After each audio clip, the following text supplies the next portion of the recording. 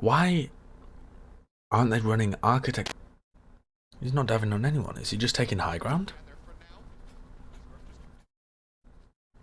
No, wait, who am I missing?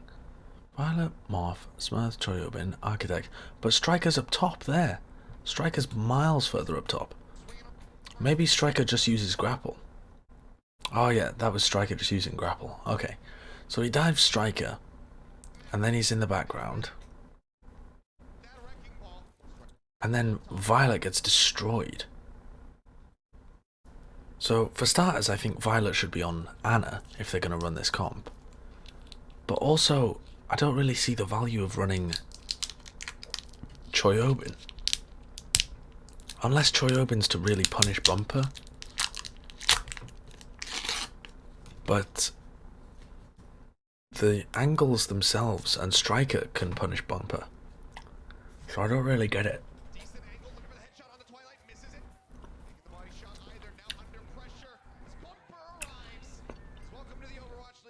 I just don't really understand what they were going for.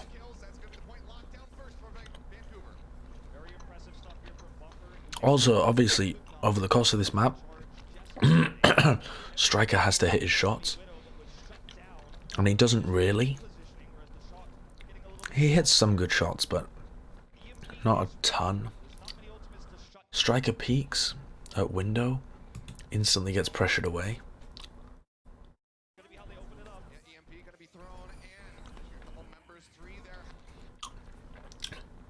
And this is what I don't get as well.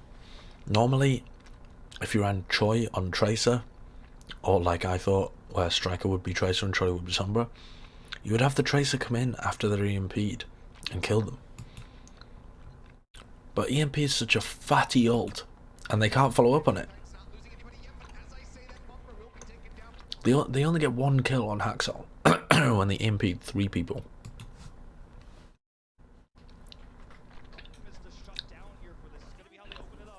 And honestly, they're pretty lucky to get that pick on Haxel.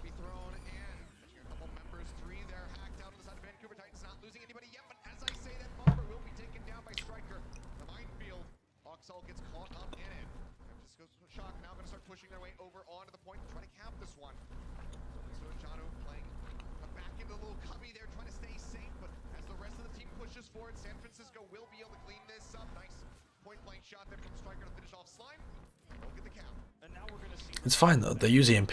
But the problem is, you have to win the fights. Vancouver Titans can take the point back anytime they like. So you have to win the fights and you have to get picks. That was nice. And that should happen, it should be so difficult for Bumper to pressure. Because the Widow just has amazing line of sight.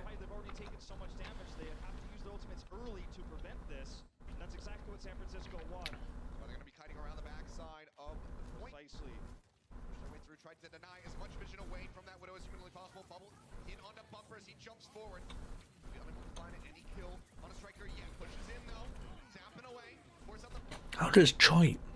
Oh, does Choi die after he uses self-destruct? That's pretty nuts.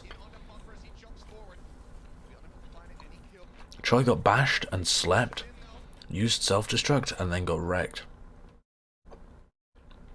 Choi really gets abused there, actually. What is Choi trying to get done with his diva? I honestly don't know what Choi's trying to do.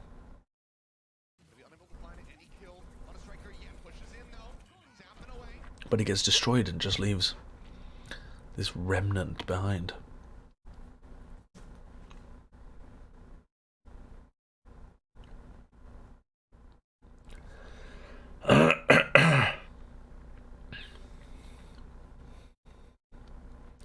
The idea is to use the Summer and the Ball to pressure the Death Ball into the Widow line of sight.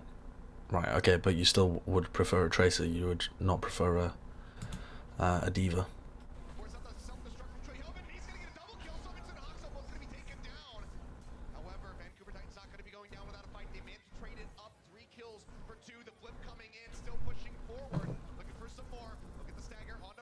I also just think that Violet being on Zen is way too vulnerable. The one thing you're missing as a knight here with this composition of running Ana rather than the Zenyatta is what you gain is being able to stun, for example, the approaching wrecking ball. What you lose is that burst healing. And that's something that you can certainly feel in a lot of these fights, but now that they've got the point controlled, they can harass Striker on his approach a lot easier. It's feeling a bit more of a group effort. Hopes to eat a grav. Yeah, I mean, that's not a good reason to run a diva though, is it?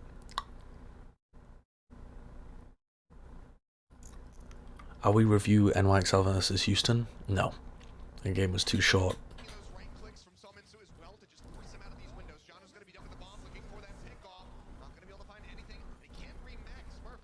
Striker.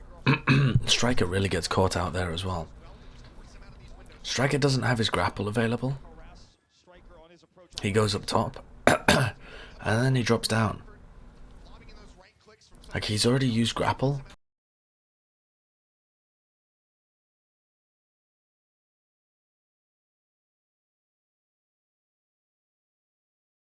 Ability is so important. Like, if you have grapple on cooldown, you need to be on the high ground so that Bumper can't just jump on you. Oh, I'm dropping frames, aren't I?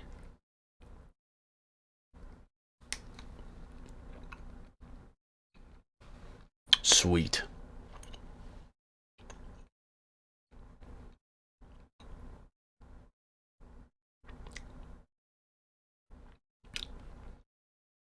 I'm still dropping frames, I think. Actually, it might have stopped.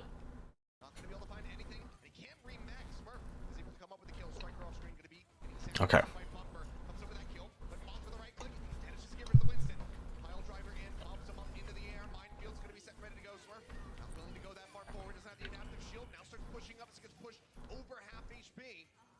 I really like the way that Twilight uses Nano. He literally just uses it as a way to save people.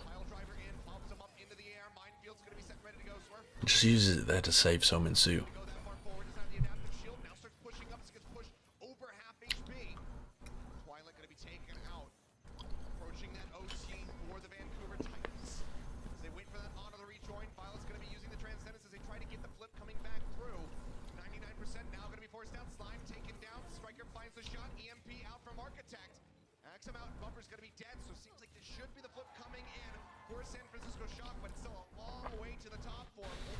They should... The way that these two comps should work, though, is that Vancouver Titans should be able to recap the point whenever they want, but San Francisco Shock should win the fights.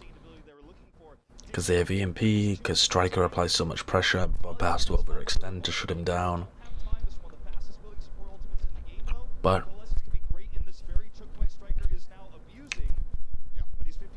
the fact they don't have great follow-up with EMP, and Bumper's getting way more value than he should, is a pretty big deal.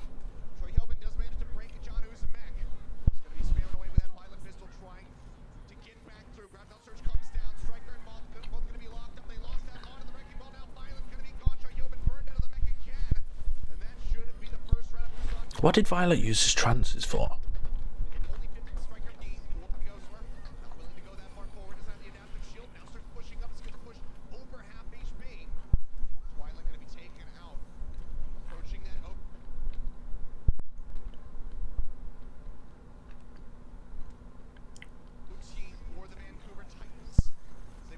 Violet did very little as Zen. I think he did a lot of damage, and the Discord's always useful, but it's not really, it's not super necessary, because this comp is so much about generating EMP and getting Widowmaker shots and punishing Bumper. I think this was better with Violet on Ana. Maybe he doesn't play Ana.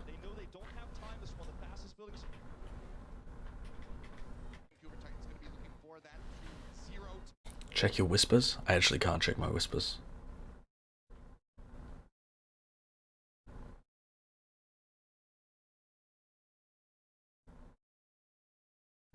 Yeah, I'm not a big fan of the Lucio Zen support line. I don't think it works well. Violet's positioning was pretty poor in this series as well. He got caught out a number of times.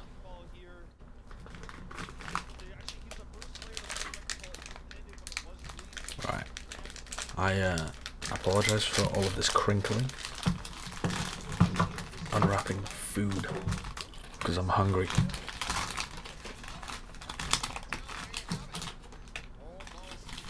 Wait there. Come here. You little fuck. There we go. Nailed it. Nailed it. Okay. Right. Let's look at this again. Let's look at this again. So again, they're still running this. I don't understand why they don't run Widow, Tracer, Sombra. Why would you bring Striker in on a composition where you can run Tracer and not put him on Tracer? And I think Architect's a better Widow. Maybe I'm wrong with that. Striker might be the better Widow.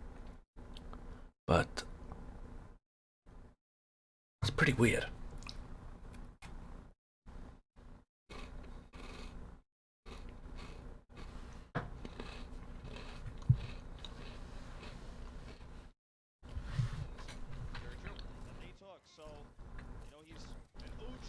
Hero. It's been a while since we've seen him on it. Tell you what as well, Twilight goes for a lot of these sneaky angles. I could definitely see that being something that future teams abuse. Twilight will frequently go for flanking sleeps or flanking bionades, and if you're aware of that, I think you could do a lot to catch Twilight out of position.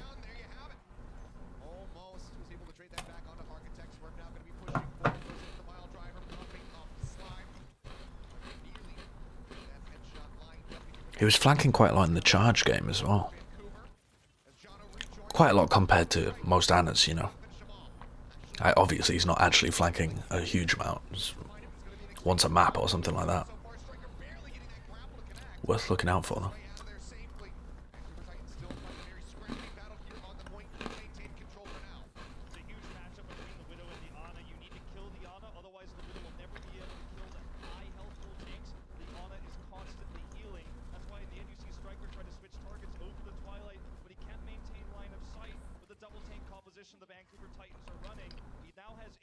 But even still, getting that angle's tough. Okay, EMP's gonna be coming in, locks up multiple members with that hack. Twilight and Jono dead off the bat. Striker gets himself a double kill. Another headshot there.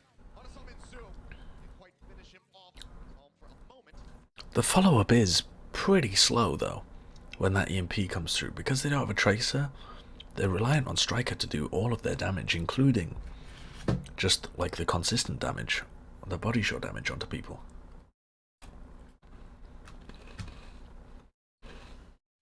What else was I going to say? Oh yeah, another thing that's interesting is that Charge had a lot of success playing their backline together with their Widow and having the other three players, now admittedly they had a Tracer, but having the other three players skirmishing, like constantly harassing all over the place. And then you have Striker, Violet and Moth as far back as you can. Because San Francisco Shock are playing more as a team, where they have a diva that plays with the backline, and then they've essentially got 4 players that play somewhat close together, and then 2 skirmishers, it allows Vancouver Titans to push up much further. Titans don't really have to worry about too much. They can leave the point and come forward to help Bumper. So it's not like on Nepal against Charge, where Bumper had to go in solo for these super long dives. They can actually push up pretty far. I mean, part of it's map geometry, but part of it is that if this fight was actually taking place here, or even over there, the rest of Vancouver Titans would be caught up trying to deal with these 3 skirmishers, and Bumper would potentially get caught out. But it makes it so much easier for Bumper.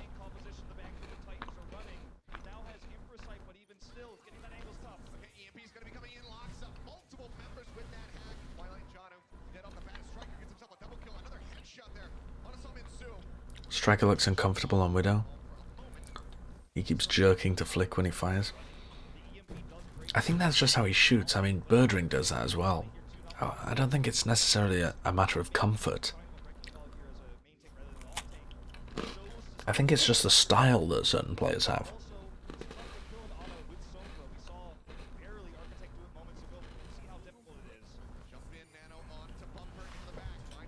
Why does he use bubble there?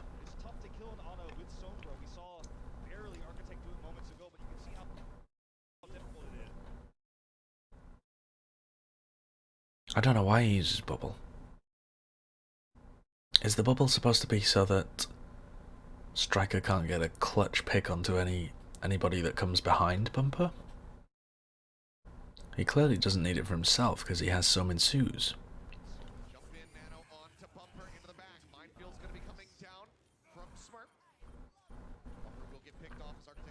Sometimes Bumper's Winston bubbles seem deliberate, but I can't figure out what they're for.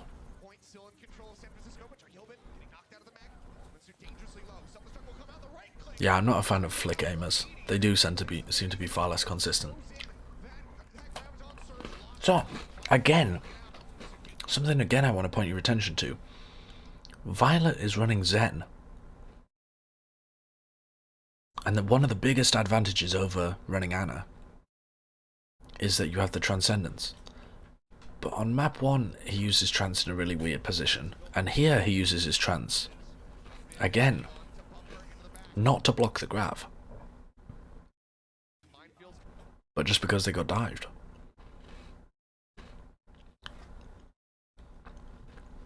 It's actually really nice from Janu to come around at the same time as well. It's a lovely setup, lovely little pincer onto their backline.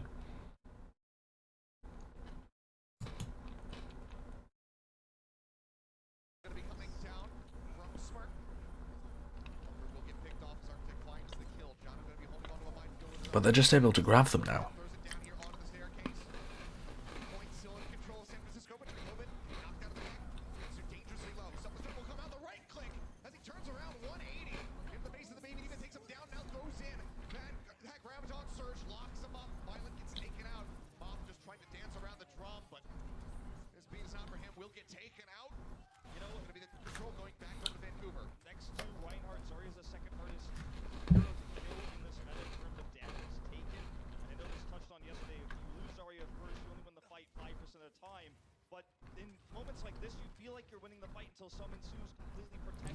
And now Shock are running Sombra Goats, but with the Sombra instead of a Brig. I think Shock have still got a lot of work to do with their Busan strategy.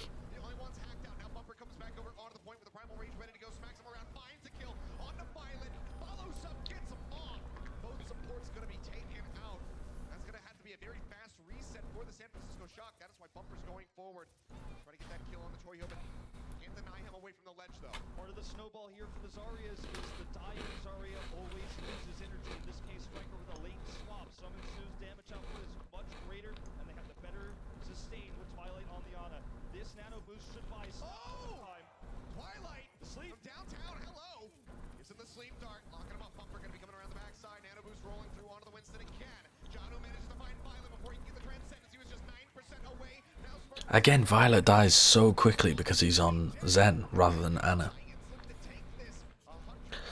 I just don't think this is a good comp.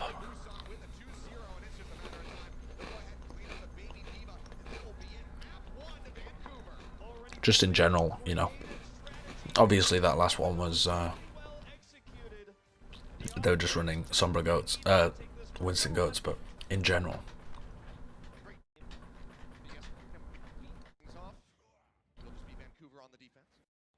Okay. What purpose does D.Va serve in their comp? I actually have no idea.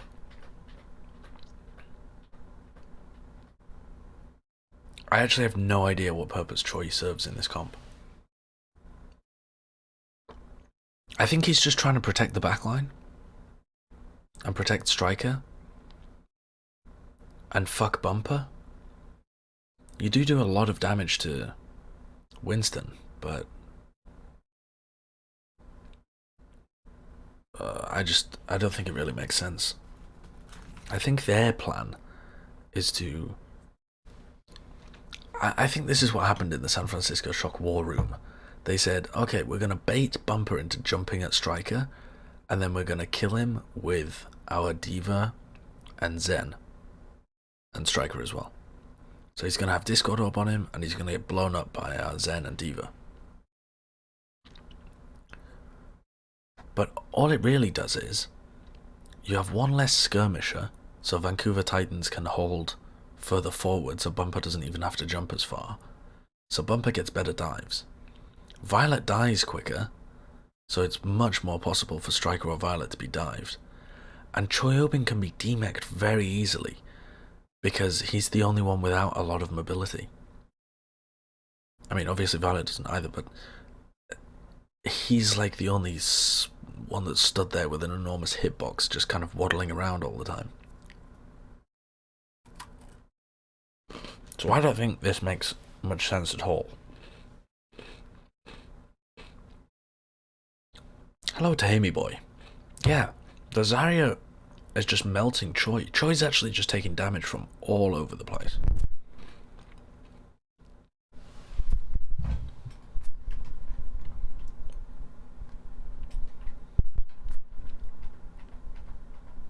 I think it's a very strange composition, and I don't understand it.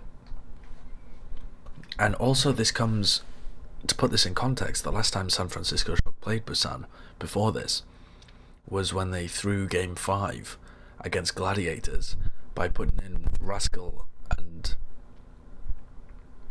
Striker. Rascal played Ana triple support into D.Va for no good reason, didn't do anything, died a bunch of times, and then they had to switch over to Goats, and they got destroyed, and Striker looked super out of his depth on Zarya. So, yeah, it seems like Shock are really struggling on Busan right now. Why not Choi on Brig? I don't think he plays Brig, and also, I just don't think that's... I mean, that would be okay. Then you go in with your skirmishers, you push their team back a little, Bump has to dive. I think if you're going to go DPS, you might as well commit to full DPS, you might as well go triple DPS. What is my mic doing? Mic sounds like heartbeats.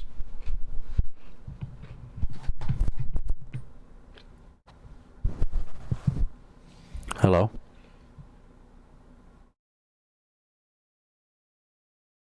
You keep bumping the mic cable. Yeah, maybe. Wait there. This is me waggling the mic cable. Is that it?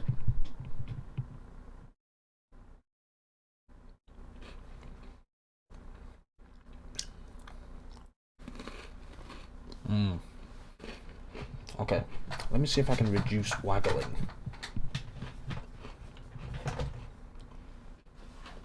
Okay, the mic cable shouldn't waggle anymore.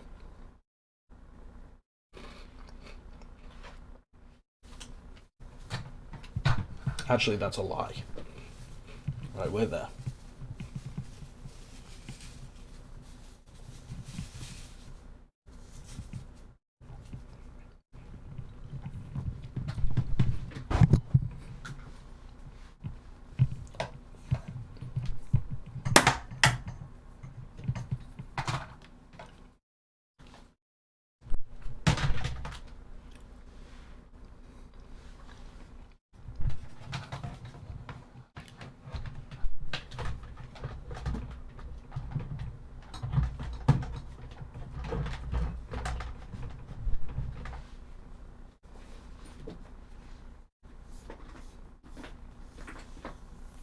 Okay. Okay. It shouldn't really waggle that much anymore. Actually, I can see it flashing. It's doing something, isn't it?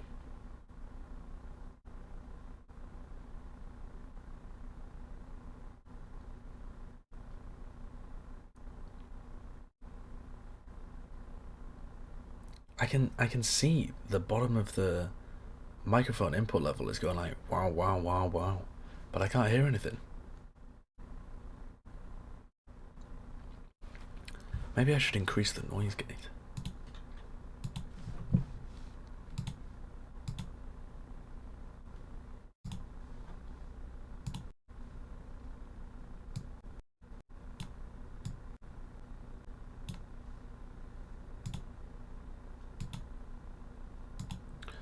What the fuck? With a noise gate is the close threshold. So I want that higher. Right?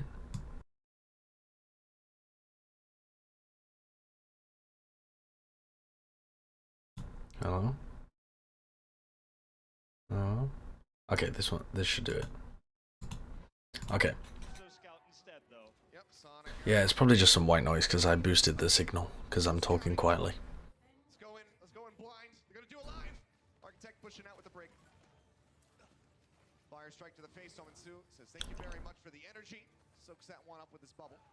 And look at Cisco. They're really going hard in the paint right now, up towards that point, taking a little bit too much damage. That's gonna cause him to kite back. This is great, by the way. This is fat. So look, I think this is the first time that this team's played goats v goats, right? Against each other. They didn't play any on Busan. So Titans are the only game tape they've seen of Shock is that they are an incredibly aggressive team and over aggressive. So as they go forwards here, Super takes a bubble early on. They're not going to be able to do anything with it. Sinatra's weak as well, and they instantly back off. Like, they back immediately. Bumper takes his bubble, and the bubble's a lot later, so they think they have an ability to do something in this fight. And Sinatra's over there as well. But as this bubble comes off, Bumper's overchased, and Moth gets the boop. Actually, was that Moth? I think that was Moth that got the boop. I think Architect tried to bash him, but he got booped. So Bumper goes flying over there, and he's isolated. And they should be able to kill him. And they do. It's like a lovely bait play. And I saw... which other team did I see doing this? I saw Gladiators doing this against Paris as well. If you know that your Rhine is probably not going to be able to win the Rhine v Rhine matchup, then there's a couple of things you can do. One of them is you put a shit ton of focus on the enemy Rhine and you make sure that you do more damage than they do. But another really smart way to play is deliberately putting yourself at a bit of a disadvantage and then backing off really quickly. And they want Vancouver Titans or any other like aggressive team to overchase, and then they're going to collapse on the Reinhardt that overextends. I mean, this is even nicer because Bumper not only gets collapsed on, he actually gets booped out of position and isolated. So this is a great little play from San Francisco. It's either intentional or really fast adaptation on the fly. Either is really, really good and really successful.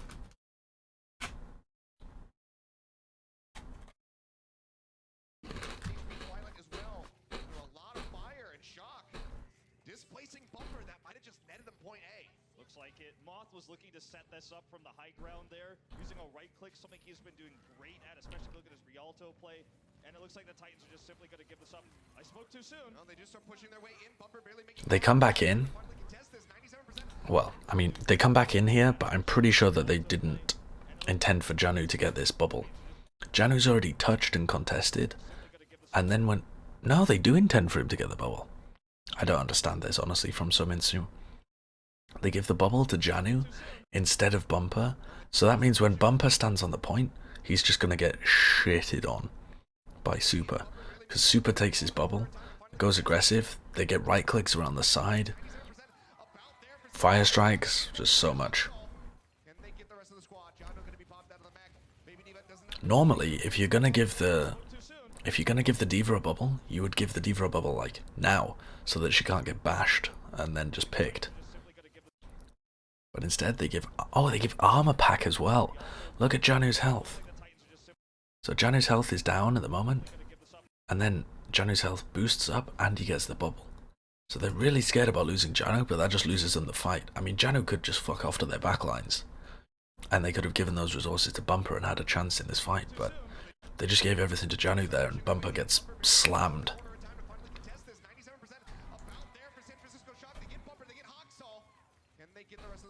I said Bumper isn't the type of main tank to get baited. Yeah, it doesn't happen very often, but that was definitely one situation in which he got baited.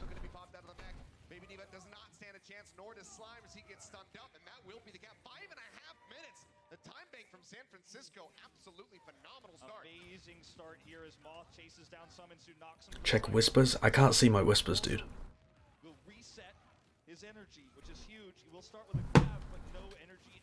Also, this chase is beautiful.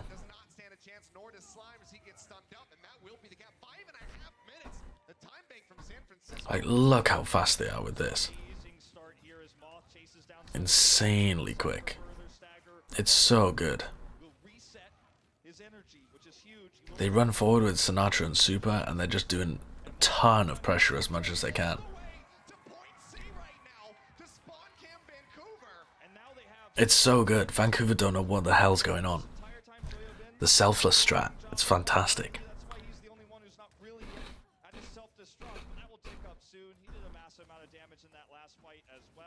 The Titans come through with almost every countering ultimate, but it's the time bank that's the bigger concern, as well as San Francisco Shock's positional advantage, because they're able to play so far forward here. Yeah, I mean, I don't mean it literally happens every single time. Bumper gets more value out of Shatter than any other main tank, and he doesn't get baited very often.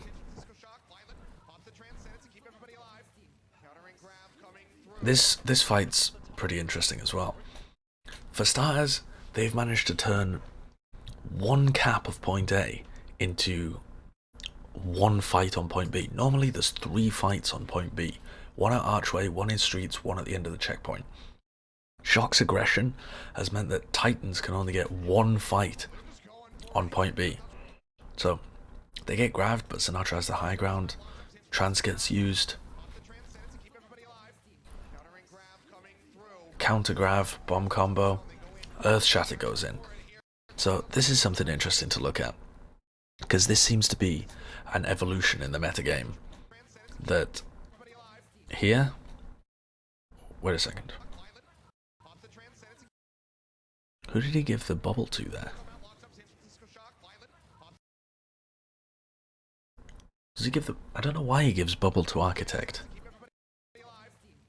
I think it was to Architect. I don't know. Anyway, he uses the bubble sometime in the middle of that grav. So, grav bomb combo, normally Super would go for a pin onto Bumper here. But Sinatraa doesn't have his bubble as well. So normally what would happen is, Sinatraa has saved his projected barrier, uses it on Super, and Super pins Bumper, and that bomb does massive damage. Instead, what we've started to see teams doing, particularly Mano from NYXL, but also, actually Bumper doesn't do it very often. Who else does it? There was someone else back high, I remember. And Super here is trying to use his Earth Shatter to set up for the, actually Bumper does do it occasionally, trying to use the Earth Shatter to set up for a big self-destruct combo. But it just gets totally blocked. Architect as well can't set up for it. Look at Architect here. He could normally bash, but he gets booped away. So Slime boops Architect away, who would normally be going for this this bash shatter combo inside the grav, and Bumper manages to block the Earth Shatter from hitting anybody, and then still manages to block the self-destruct as well. In my opinion, Super would have been better off charging Bumper there. But for whatever reason, teams have started using the Earth Shatters more. I personally don't think it's more reliable. But maybe it is. I don't know.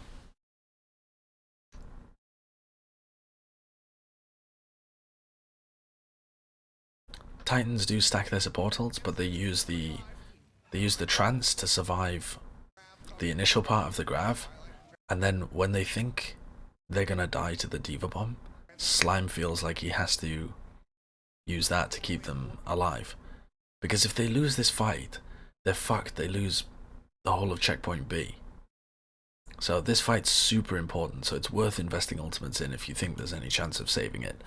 And Slime there thought that that bomb was not going to get blocked by Bumper. Like, Slime has to assume that Super's going to get the Earth Shatter out, because what if he does? I'm not sure what Bumper's going for there, honestly. I think he must be going for a bash combo with Haxal, because he like queues up the Earth Shatter. So like he's going for them there, and Moth comes forward and boops them away. So Moth's boop, I think, saves Bumper from a bash shatter, the same as Slime's boop saved Bumper from a bash shatter.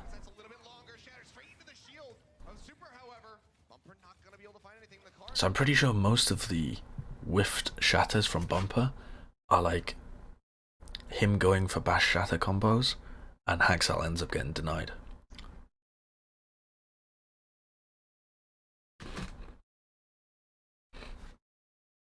If you miss a charge, you're out of position and die. That's not true.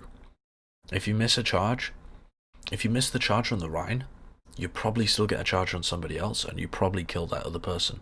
Like if he charges Haxal or Slime, then you've got a pick out of that fight.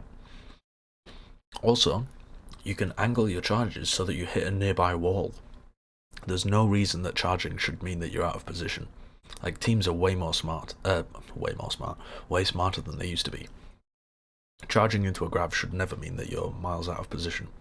You set up an angle at the beginning to make sure that you're not. And even if you miss your intended target, normally it's a pin kill. So, I personally prefer charging. What happened to the sock? It's here. It does require you to have the projected barrier, but Sinatraa could have saved it there, so it seems like it was a predetermined call to go for the Earth Shatter.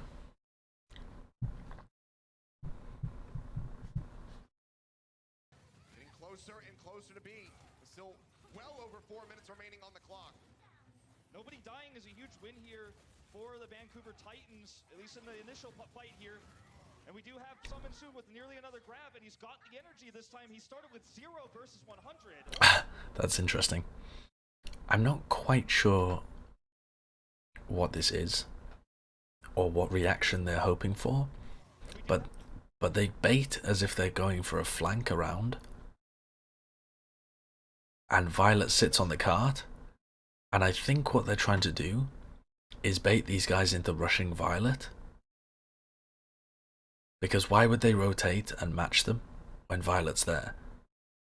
It's either a bait to try and draw them back and all 6 players were supposed to go, or it's a bait for them to rush Violet and they're hoping to catch them as Titans go for Violet. I'm not really sure though either way. It seems, to me, it just looks like Violet was out of position and not ready for that. But maybe it's a deliberate thing. I think you would have to ask the team, really, what their plan is there. It seems like a very bad idea to bait your Zen.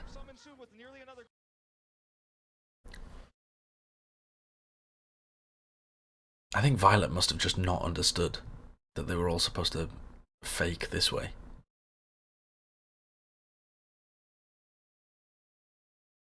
Maybe they wanted to rotate high ground?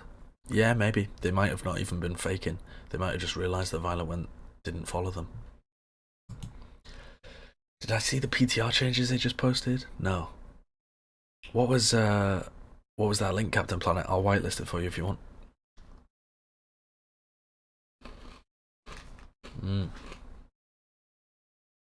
Let's have a look at this.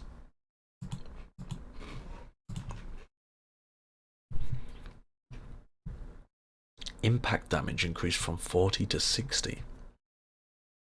Huh. Speed song. Wow, they nerfed speed.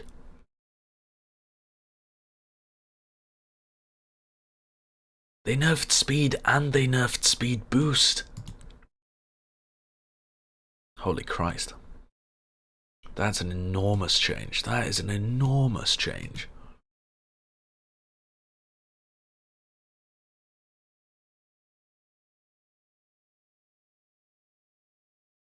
Bonus damage ramp from the previous 1.34 change. I don't know what that is.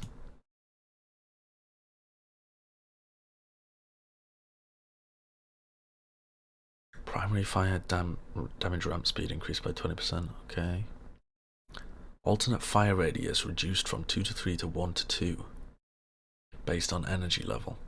That's pretty big as well. It means Zarya right clicks are way less powerful. Oh, you're touching my baby. Why you touching my baby? Don't do this. Don't do this. My baby. So they've actually increased the amount of damage he does, but they've decreased Discord's effect.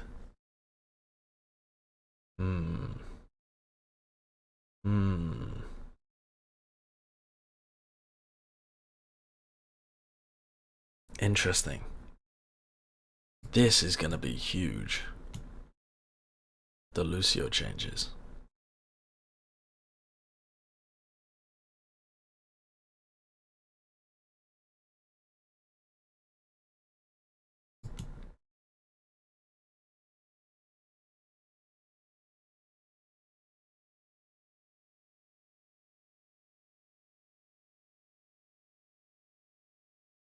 I think that's a reasonable Zarya nerf, honestly. The alternate fire radius is pretty fat. Discord is a massive change. Discord is so powerful. It'll probably still be powerful, it just won't be as powerful. That's pretty nuts.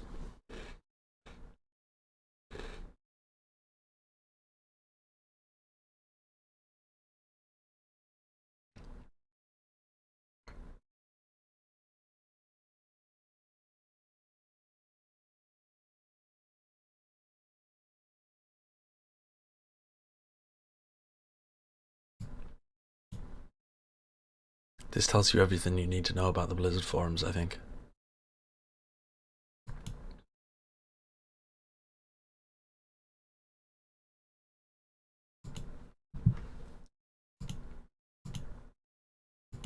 Okay.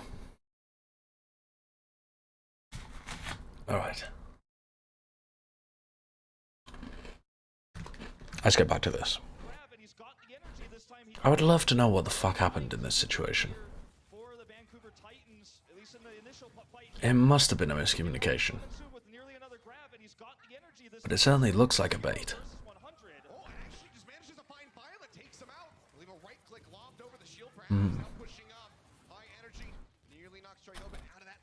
Remember, he started this fight with 0 energy in a grab, whereas Sinatraa started with 100, and he still won the matchup. He still had better bubble management. He's the reason, especially with that last right click, that the Titans will finally recontrol this choke point. Well, that's going to be the grab coming through. Bomb going to be thrown in right up the top, inside of the archway, looking for the pickoffs. Sound barriers out, shatter in from Bumper, locks him up into the back line with the sound barrier. That is, it's so huge from Bumper. Bomb goes in. He pins, but he hits Sinatraa. But then the is it a boop? Yeah, Slime goes in and boops them. So the bomb happens after they've just been dropped from the grav, so that Slime can come in and boop. Get the pick on Architect, Slime gives his life for it. And it's a lovely shatter from Bumper to knock them all down. Locks him up into the back line with the sound barrier from Moth does help keep them alive and in the fight for a little bit longer. Bumper trying to retreat as that transcendence from Twilight topping him back up. Hawksoul going to be the casualty so far for They should be able to overwhelm him though. But they did the best they could there. We don't have this level of chasing Lucio. I mean, not really, outside of Slime himself in Korea and Coma, perhaps. You know, 2 former Contenders players. Moth is punishing the... Do you think we're getting so many changes so they're ready for stage 2 Owl? That would be my suspicion, yes.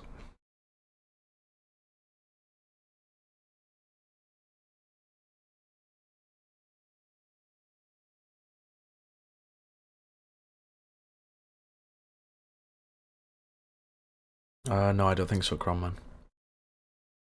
Deadeye does 550 DPS after locking on for 1.5 seconds. I see. Too long, they're getting greedy, they're trying to get extra ults, and Moth says, no, I'm coming in here.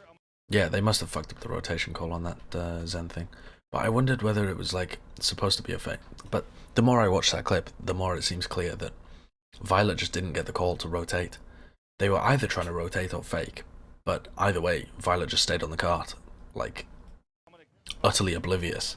He didn't even realize. I mean, the rest of their team realized before Violet did. Stagger kills for a free push. He's been doing it all stage 1 long, and it really shows here in this particular matchup. Now looking fantastic for him. Maybe looking for a boop into the pit here. If Vancouver comes up a bit closer, works his way into the back, tries Pretty close. shot, not gonna be able to get it. Bumper gets a shield up in time, but Bumper's so weak. hey, and Sinatraa pounds him down, now pins him all This aggression is beautiful though from San Francisco. down the melee. It's just really good. And San Francisco Shock are absolutely on fire right now, getting ready to round the final corner with nearly 4 minutes remaining. And Violet's got this transcends. That's the only thing that could have been missing, right, for an easy. Jonag's actually got really good positioning though. Violet was caught out of position a number of times in this game. They added another Lucio change right now. What did they change? Pivot right into C versus Salmonsu's graph. Zero energy again as he heads into this. Utterly massive at the moment here for San Francisco. Grab's gonna be out of them safe. The pin it manages to find Moth, denying away a sound barrier that could have elongated the fight and maybe gotten the finish for San Francisco Shock. Pin in from Super, but he's gonna die in transit, so gets nothing. It will just be able to reset, but dying Moth, denying away a So, to go back over what happens here, utterly massive at the moment here for Thing that could have been missing, right, for an easy pivot right into C versus Salmonsu's graph. Zero energy. I think Shock should have played more aggressively here. That could have been missing, right, for an The players are coming out of spawn for Titans, and they know they have Grav, easy pivot right into C versus but Shock are playing still pretty passive.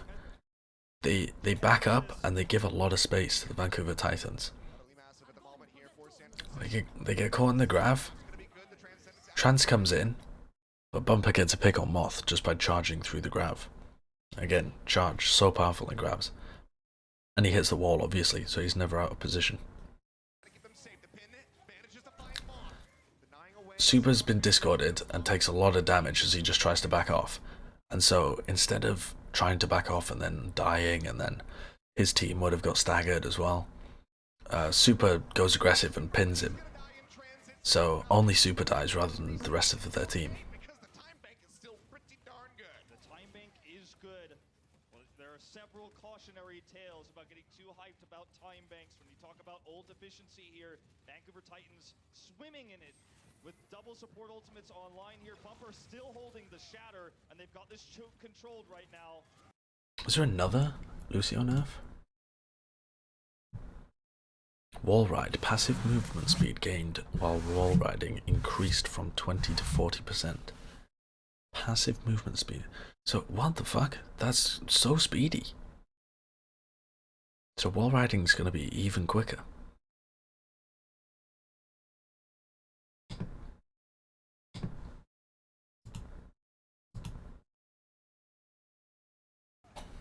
Salmonsu getting ready to come up with another grab. It's to make up for his speed aura loss. Oh, right, so it's actually just going to be the same. So, he's just going to be the same speed as he goes along walls as he is now. But when he's running around on the floor, it'll be slower. Pretty much.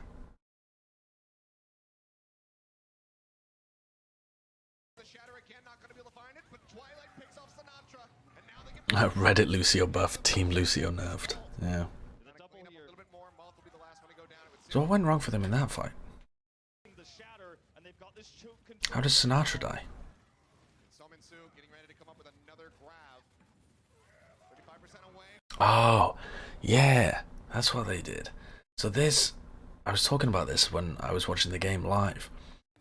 Sinatraa takes a very aggressive position, and Bumper comes out of here, and instead of shattering Sinatraa, he shatters the rest of Shock, so that Super has to keep his shield up, and everybody has to stay behind Super. And that means that he's effectively like sliced the enemy team in half. These guys all have to stay here. None of them can go past the shield, otherwise they'll get stunned.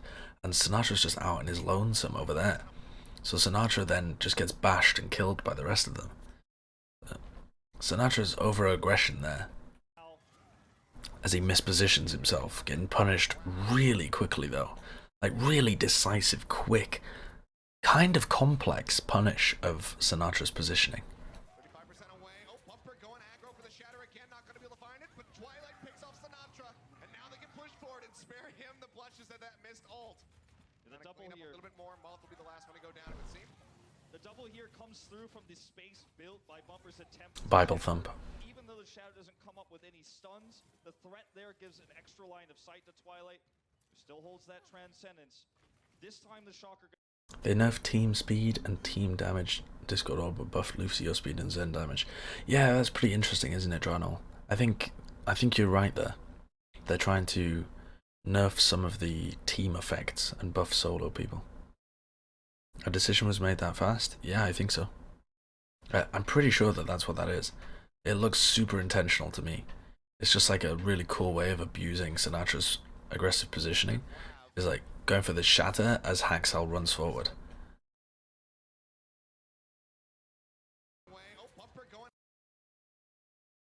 It's probably a situation they've seen quite a lot of times in scrims before.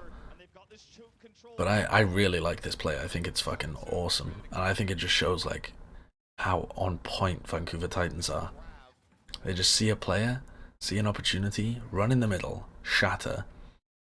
And like, where's the downside here for Bumper? Either if Super doesn't back off and block it, then he gets a massive earth shatter. And if he does back off and block it, Sinatraa gets bashed and dies. So I think that's fat. Why did people think Titans were going to be bad? Monty and Wolf thought they might be worse than they were in Korea because they'd have difficulty adjusting to North American life. I think they might have difficulty in like stage 2 or stage 3 when they start to like actually get homesick, you know, like when they've been away for a long time. But at the beginning of the league, it's so exciting and stuff that I don't think it'll make any difference. People also didn't believe that they were people also thought they were overrated because they were playing against worse Korean teams, but the Korean contenders teams were like as good as at least more than half of the Owl teams. So people just not respecting Korea. I didn't get homesick last year, no, but I don't really get homesick.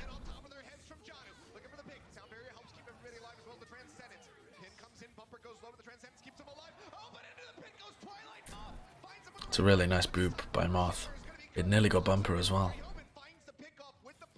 And they're very decisive themselves. Like, Shock are actually really decisive here. As soon as they realize that Bumper is caught out of position, like Bumper's far forward and Twilight's tranced and gets knocked into the pit, so they know they have an advantage, so Choi just self-destructs behind them. And they have a good opportunity to go forward. It's another nice shatter by Bumper. It stops some of the follow-up. Sinatraa gets knocked to the floor, but it still kills him.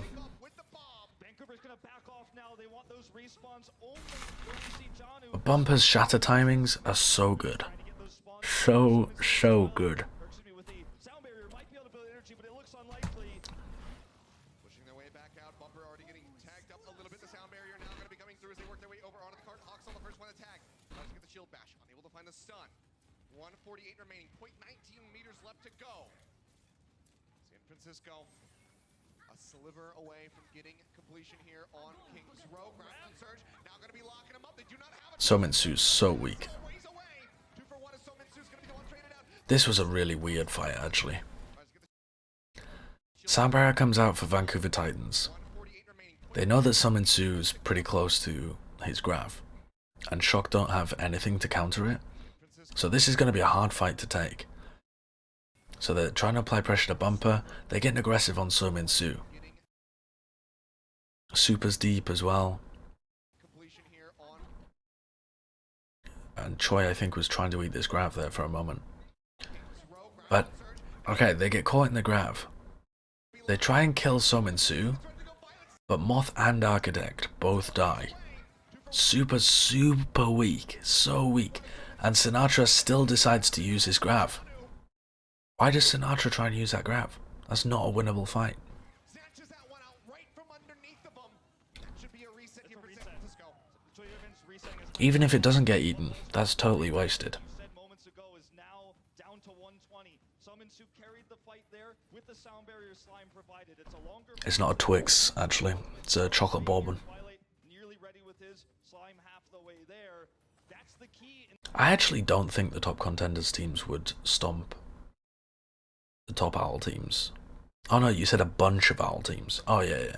Yeah, no, I totally agree. I think the top 6 teams in owl are probably better than the top contenders teams at the moment though. It's difficult to tell, but I think so.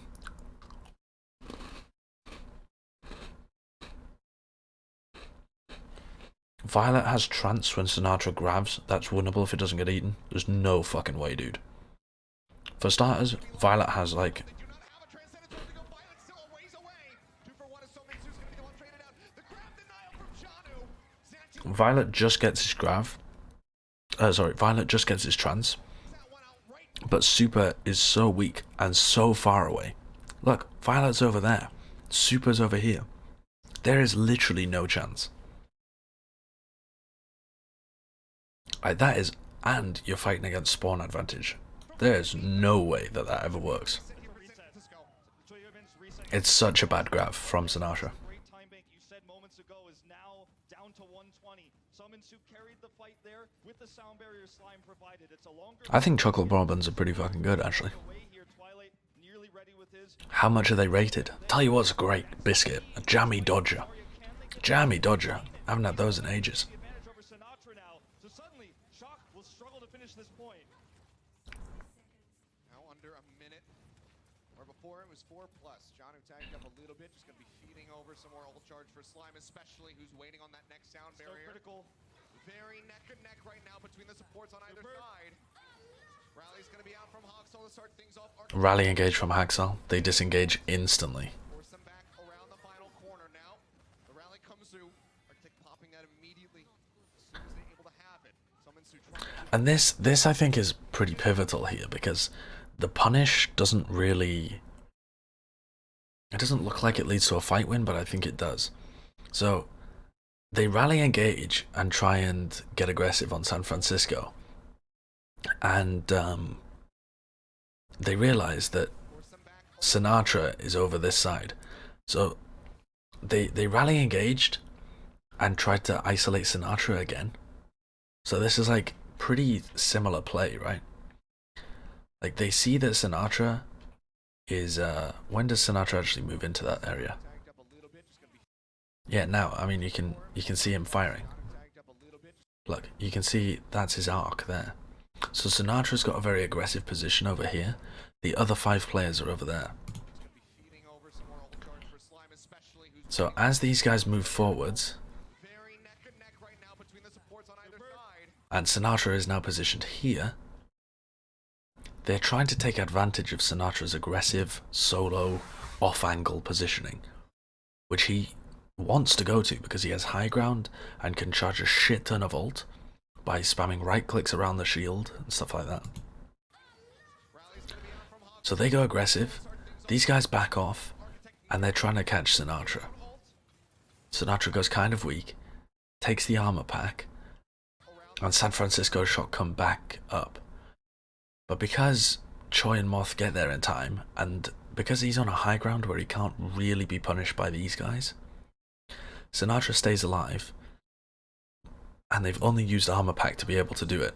Arctic popping that Sominsu drops down out of here, trying to get out, immediately. and takes a shit ton of damage, and he requires the armor pack. So now both teams have used armor pack on their Zarya players, but Sominsu is weaker, and Janu is really weak, because he was trying to challenge Sinatraa. Plus, because Super was going so aggressive, and because Sominsu was a little bit panicked, he's used his bubble onto Bumper. So now they should be in a much better position.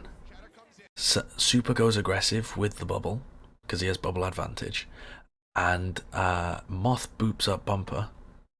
I think that was Moth, wasn't it? Yeah, Moth boops up Bumper, and they try and go for a boop shatter. It demechs Janu and knocks Suminsu to the floor, and then they use their own Grav. But defensive self-destruct. Oh no, it's not a defensive self-destruct. The defensive self-destruct was already used. It wasn't even defensive, it was just a remake from Janu. So now they've got a Grav bomb combo in the middle of here, and both teams have popped sound barrier. So Slime and Twilight have both been forced to use their support ultimates, otherwise they would have died to Grav bomb. And San Francisco have done the same, but it's better for them. As long as they can survive through that Grav, which they managed to do, they're in a great position. And this was basically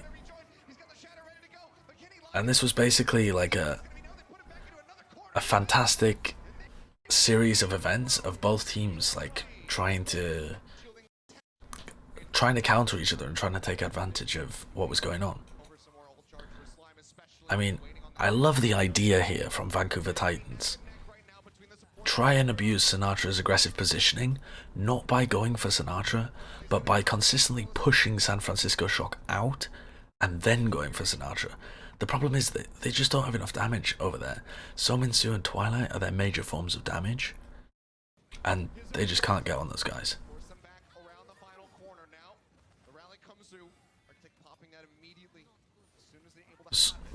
Super cool fight. So many things happening, like the boop earth shatter, the engage with the rally, the Grav bomb combo that forces out both of these.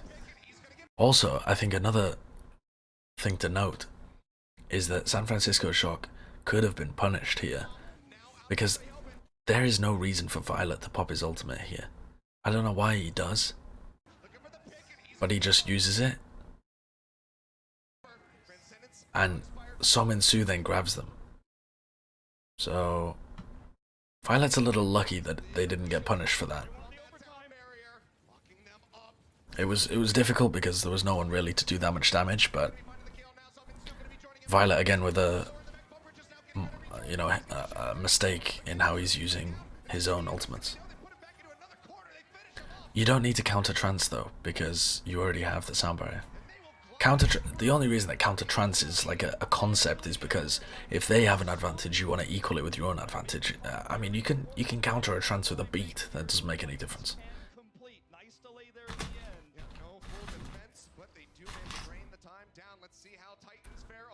Do you think Charge versus Titans game was close because they only prepped for Shock? No, I think the Charge versus Titans game was I think the Charge versus Titans game was close because Charge played the DPS composition really well under Paul, and Titans beefed Route 66. They don't look that comfortable playing against Sombra, and they whiffed a fight at the end, and then they fucked up their offense as well. Hello Sideshow, I really like your analysis and think it's cool and all. Yeah, I'm a super intelligent, high IQ kind of lad and all, but I have to ask you how you can rate San Francisco Shock so highly when they're 1 and 2 while the Chengdu Hunters are 2 and 1. What can I say? Chengdu all the way. Chengdu top 4. Chengdu top 4.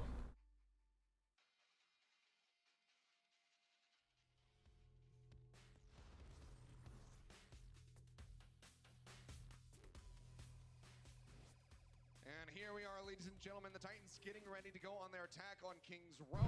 San Francisco Shock. Their attack was phenomenal from the start. The first push netting them the cap on A. Thoughts on the Lucio Zen nerfs? Seems pretty interesting. I'm sure it'll have a drastic change to the meta. Listen, if people wanted Goats nerfs, if people wanted Team 4 to do something, right? People wanted the developers to make some balance changes. Well, fuck me. You guys got some balance changes. I don't think anyone knows what the fuck it's gonna do, but it's gonna do something.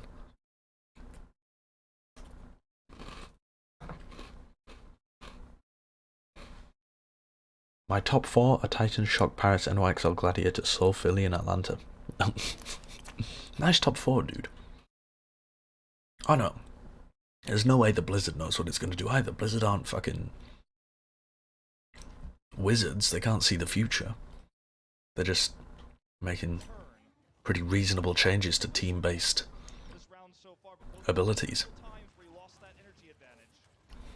Okay, let's watch this.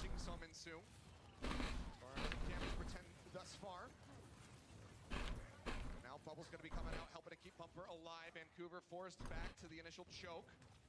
Opposing side of the statue here. Nice aggression from Shock. Pushing them out. Getting good value out of their ults.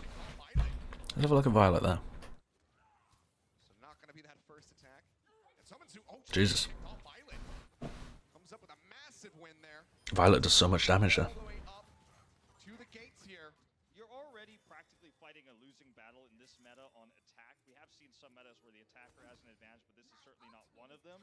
But on top of this, now San Francisco Shock is leading in every ultimate regard. If the team Goats never discovered Goats, would it ever get discovered? I think so.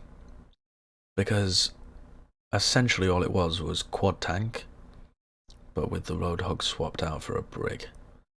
I think teams would have figured that out at some point.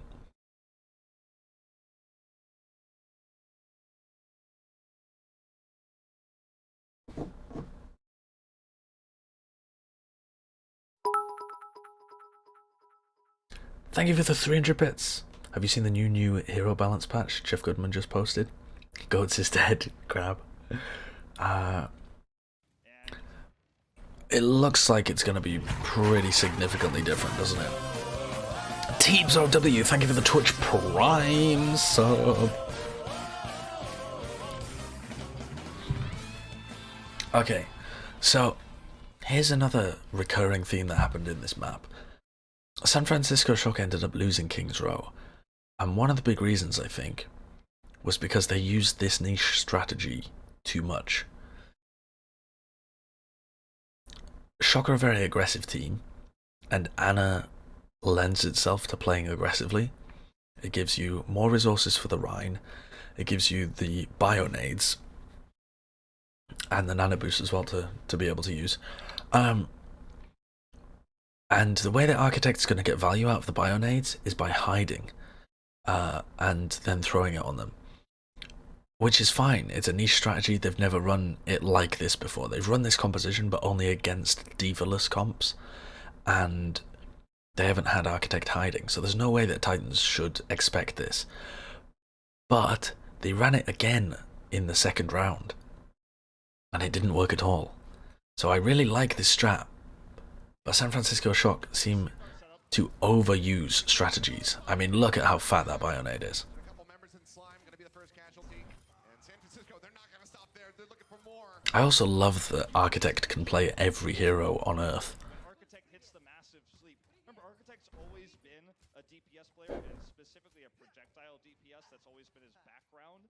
And now he's on this Ana. He played it in their previous match as well. Oh, are they reporting viewers in hours watched? Especially against Dallas Fuel. And once again, he finds his mark here, denying that. Is the schedule actually longer than it used to be though? Because we used to have 2 hours per game. I don't think the schedule is longer. It's only longer when it overruns. I mean, to be fair, it has been overrunning, but the schedule isn't at. It's 4 games instead of 3, but the overall amount of time is the same. It's 6 hours. Now, yes, it does often go over, but in theory that shouldn't make too much difference. If they, well, no. I mean, how many times did it go over last year? It didn't go over anywhere near the same amount, did it? But yeah.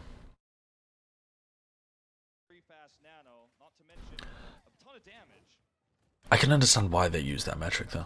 Nice boop from Moth. Look at that as well. Moth's boop straight into the Bionade, and they're instantly aggressive. Looks for Bumper. Bionade weakening them up. Start this time not going to find a connection. Architect still just going to be sitting in the back waiting. finger over that nano boost.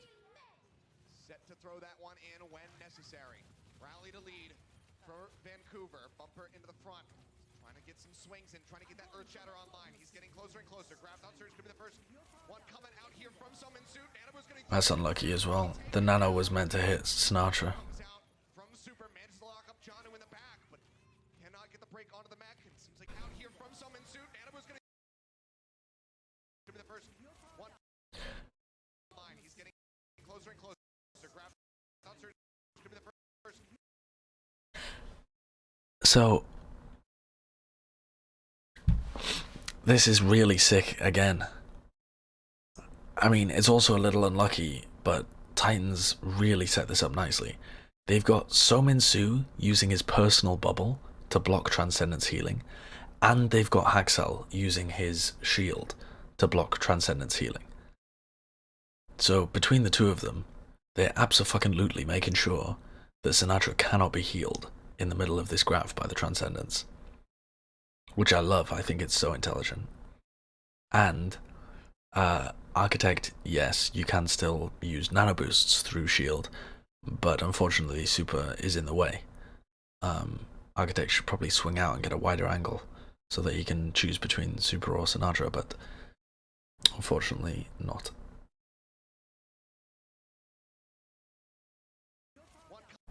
So yeah, Sinatraa dies there, which is just the fact that Sinatraa has gone so weak anyway is fantastic play from Vancouver.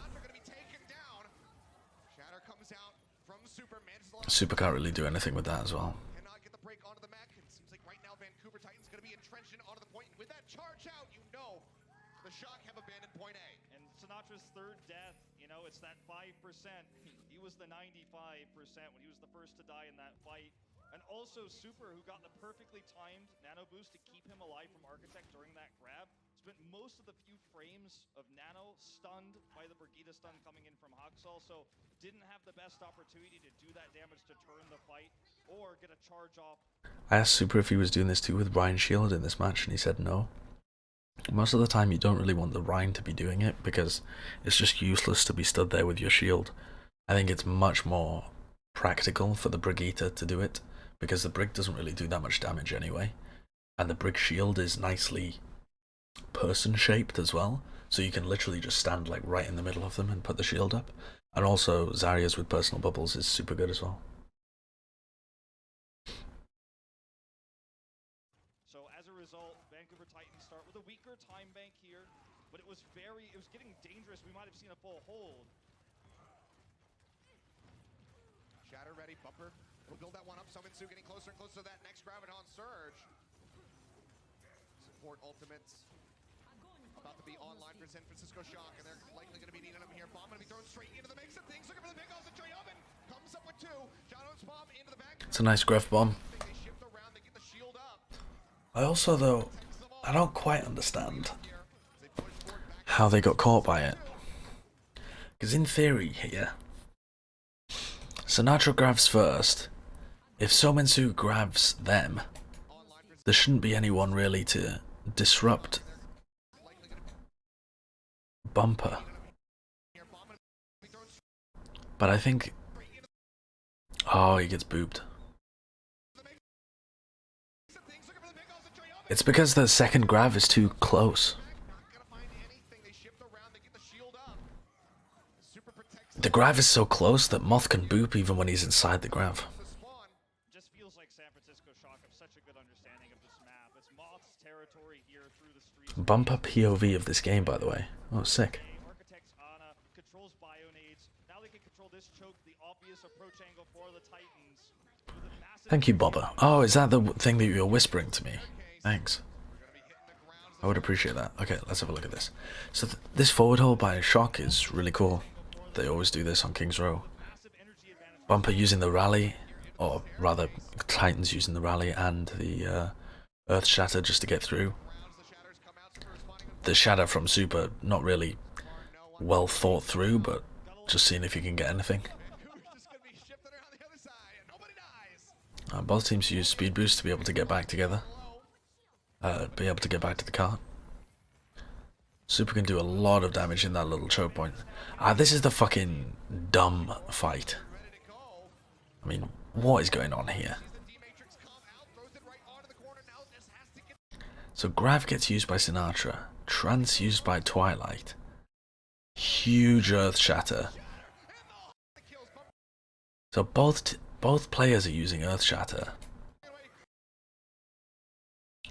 Both Rhines use Earth Shatter at the same time here.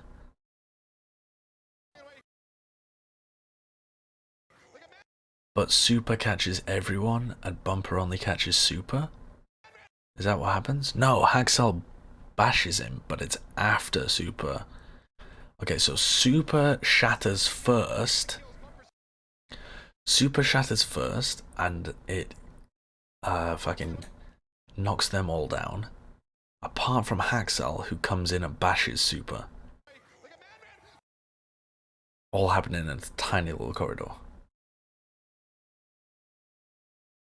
Yeah, Super cancels Bumper and then gets bashed. Fucking nutty.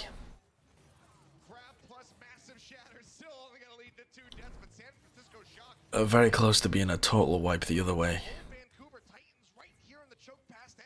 If Haxel had been just half a second quicker with the bash, or Bumper had been half a second quicker with the Earth Shatter, would have been a wipe the other way around.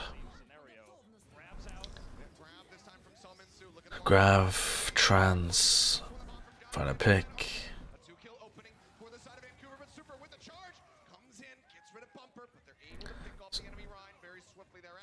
They finally have broken through the chokehold of San Francisco Shock right outside the spawn.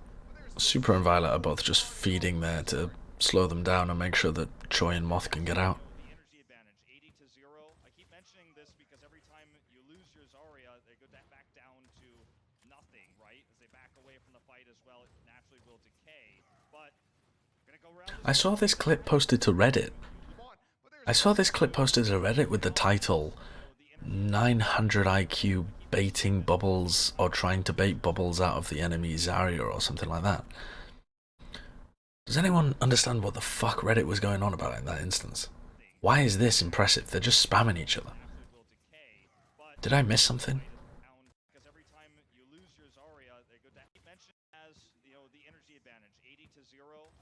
Watch Sinatraa on high ground. He's not on the high ground.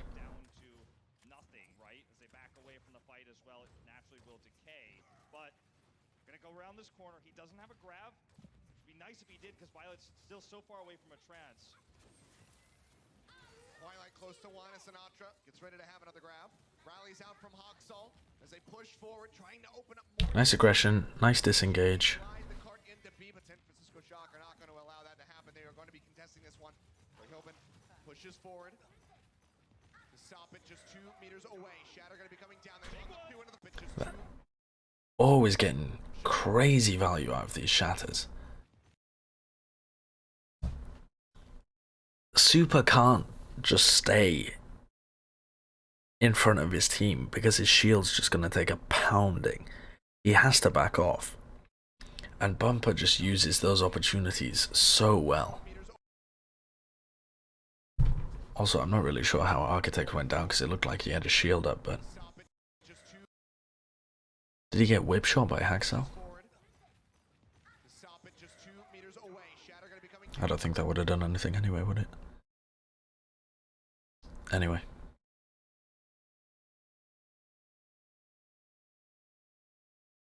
They are missing right clicks on purpose to try and bait out self shield from each other. That's not true. I don't think that's true. I think that's really stupid. It looks like he's shooting above Sinatraa to bait bubble. You can bait the bubble all you like. If someone's using a personal bubble just before a fight to gain whatever it is, 20 charge from a right click, that's mega dumb.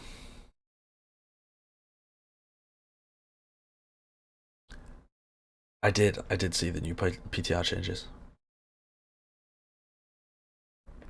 I think they've had more success with Super on Rhine, but I think Smurf is the better Orisa and Wrecking Ball, so that's why they run him on control maps.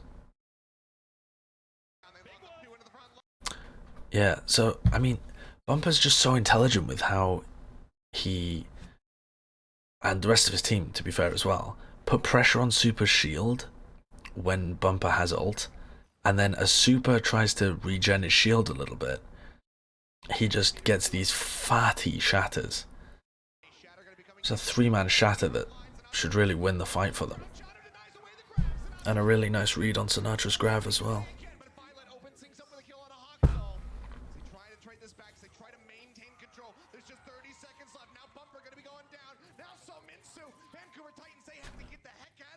But the big problem in this fight is that the counter shatter comes through and Twilight's too slow with the trance.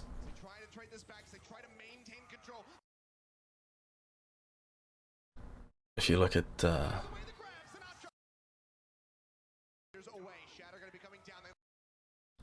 do they keep everyone alive here though, actually? How do they keep Architect alive without using anything? Oh, Moth comes in. Ah, right, yeah. So, I mean, this is really nicely played by the San Francisco Shock. So, yes, they get shattered, but Moth immediately comes through and boops Bumper and Hagsal away. So it's not like they can follow up on the Earth Shatter. They go in for the... Bumper goes in for a charge, and Architect bashes him. The Grav, fair enough, it gets eaten. But that's not so much of a big deal, because Super follows up with a shatter instantly afterwards as well.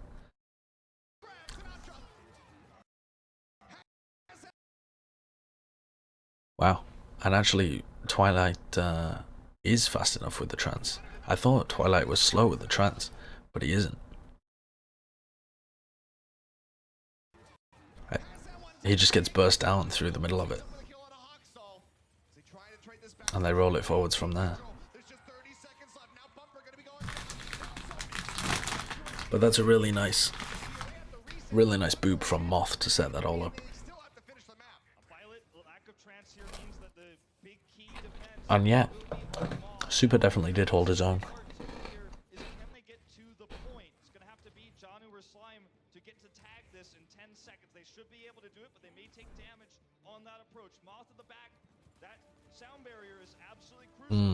I think I remember this. This is where Sinatraa gets booped off. Yeah. It's just poor position. It's like overly aggressive positioning from Sinatraa. Why are you holding here? Like, what are you trying to do? Get right clicks on? Just hold the fuck back here, dude. Chill out a bit. Like, Sinatra's aggressive positioning has been punished. It got punished by that Earth Shatter. They tried to punish it at the end of the last round. And they've picked him out again here. Janet goes up and booped boopy, booped a shloop, booped a shlooped it up. Goes down. Then Sinatraa, does he get bashed actually? It looks like he... Yeah, Sinatraa does get bashed. He still has his personal to be able to get out. But it just sets him up in a bad situation.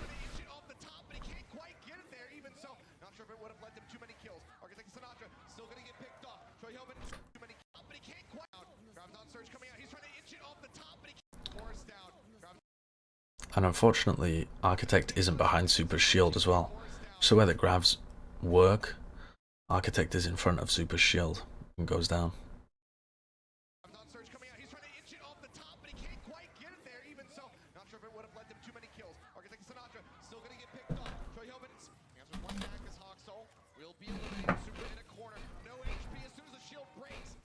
Yeah.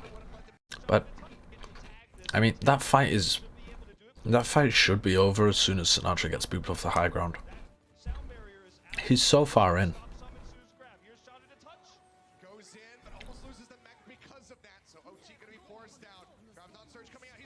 It's pretty cool from Janu, but he doesn't quite manage to pull it off. He's trying to budge it off so that it drops down into these guys. It doesn't make much difference anyway, because they're able to get the pick. And unfortunately, Mott's slightly too late on this sound barrier to save Architect.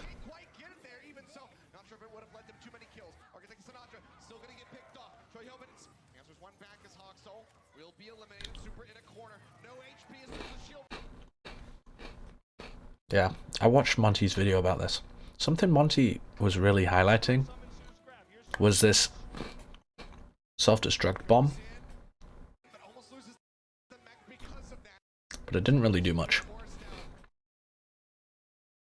I think the most I can say about this self-destruct bomb is that it stops Moth from being able to boot people away who are trying to follow up on the grav. But He's trying to inch it off the top, but he can't quite get it there. or Choi, I suppose, as well. Too many kills. Architect Sinatraa still gonna get picked off. Troy Hobins answers one back as But I think the main mistakes there were Super in a corner. No HP as soon as the shield breaks. Sinatraa being booped off the high ground, Energy to finish him off. and Over Titans. Barely. unfortunately, Architect not being caught behind the shield from Super. It's only a minute 23 seconds left to go all the way to the end. We talked about the overtime potentially being a It is a remake. I mean, it's a remake in a nice position though, right? Like, a remake doesn't have to be a wasted ult. unfortunately not able to get Self-destruct support forces the supports to separate. Doesn't matter anyway though, the supports wouldn't be able to save that situation. Like, what are the supports supposed to do here? absolutely crucial to stop. But almost loses the mech because Like, of that. So OT gonna be what are Violet and Moth supposed to do if they were staying around? Maybe boot Bumper away when he goes for this pin?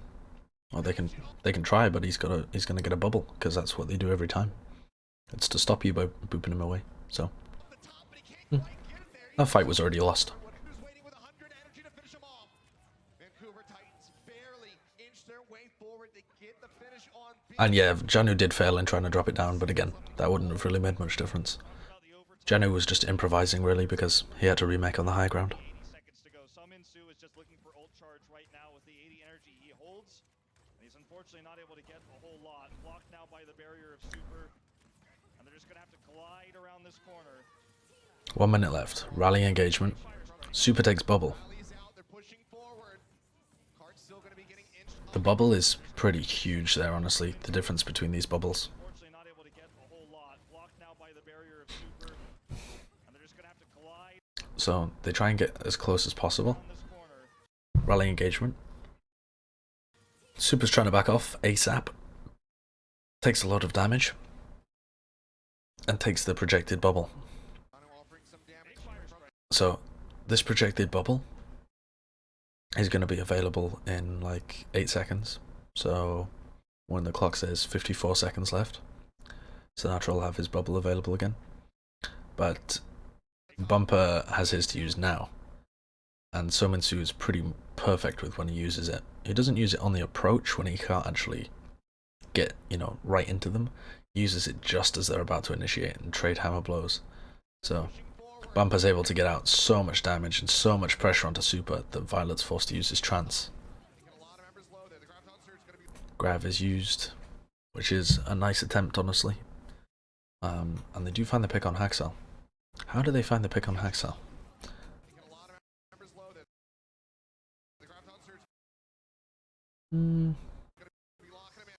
Couldn't tell you, honestly. I think that's just focus fire. I'm just looking to see if they block the trance healing or something like that. But I think that's just focus fire. And put the Discord orb on him and just slay him with as many people as they can.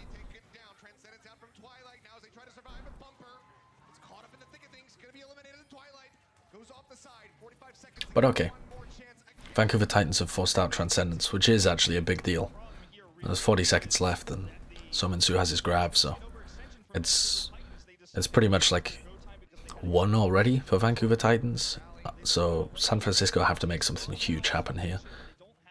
You know, rally engagement, try and get value out of the Earth Shatter. If they just sit passive, they're fucked. So they go really aggro. Unfortunately, Titans are still kind of ready for it. It's like San Francisco Shock know that their backs are massively up against the wall.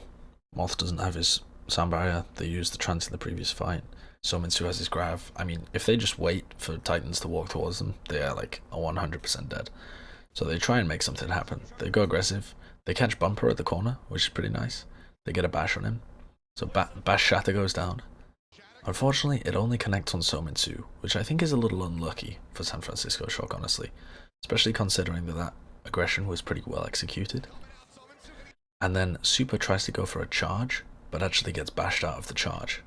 So Super kind of, this is what you'll see quite often, is that he's like curling around so that he can charge back into his own territory rather than charging off somewhere else.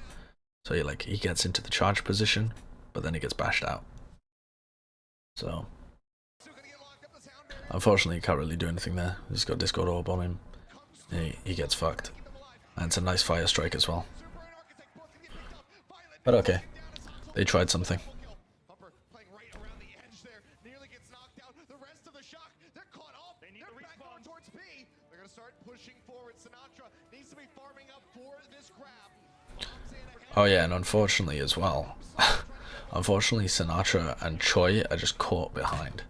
So this is another big problem for them, is that these guys just stayed. I mean, this is one situation in which Sinatraa probably doesn't want to be on the high ground.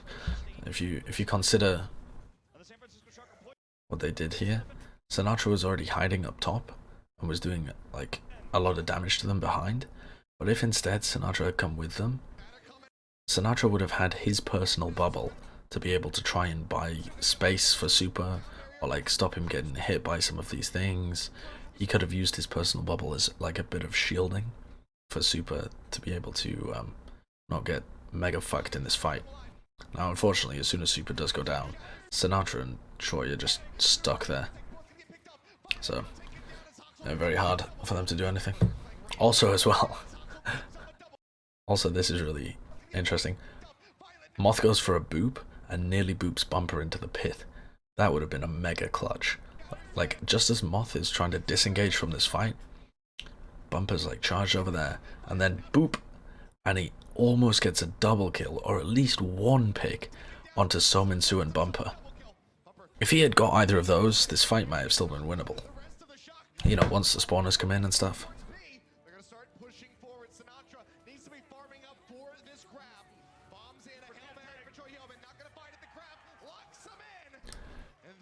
Unfortunately, not the case. Have I got a Discord server? Yeah, you can type !Discord. Just got back from a night out at uni, halfway through a doner kebab. Any life tips? Yeah, don't buy doner kebab, Harry Heath. Do you think Shock would have done better with Sleepy? Looks like Violet wasn't too coordinated with his team. Hard to say, hard to say. I would definitely say that Violet was out of position a few times, but he also did frag the fuck out a couple of times as well.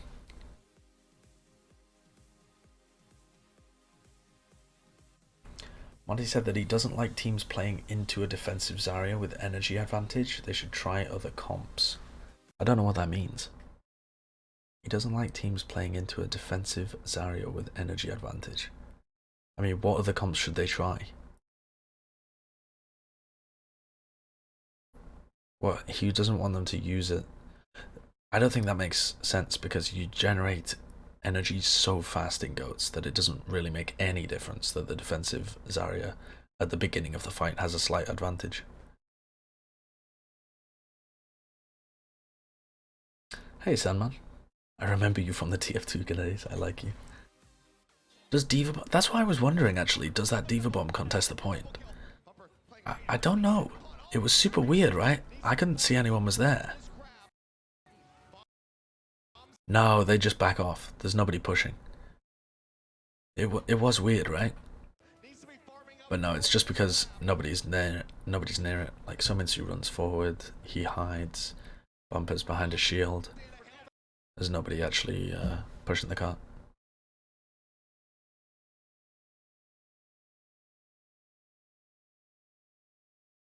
The only Zarya that has advantage is the surviving one. Yeah, but obviously the defensive Zarya is expected to survive more.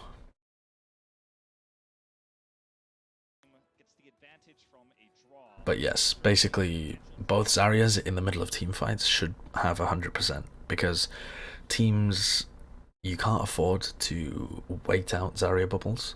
You should break them in this comp most of the time, like in a team fight. So the Zaryas just have like 80% instant charge every single fight. So it's pretty much just Zaryas are going to be mega fucking charged, and it doesn't really matter what you do. Neither Zarya really has an advantage, unless they're on the high ground. That's way more important than anything else. Yeah, it's about 4 AM, yeah. Oh, in reference to the defensive Zarya having high ground advantage? Well, then you just push them off. You just push them off high ground.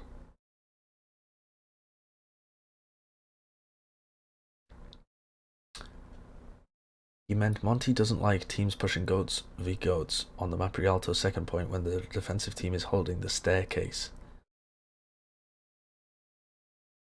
On the first point, the problem is, on first point, you can occasionally run like different compositions, but the problem with that is you then don't have any ults for the next fights, and it ruins your momentum. So it's pretty impossible.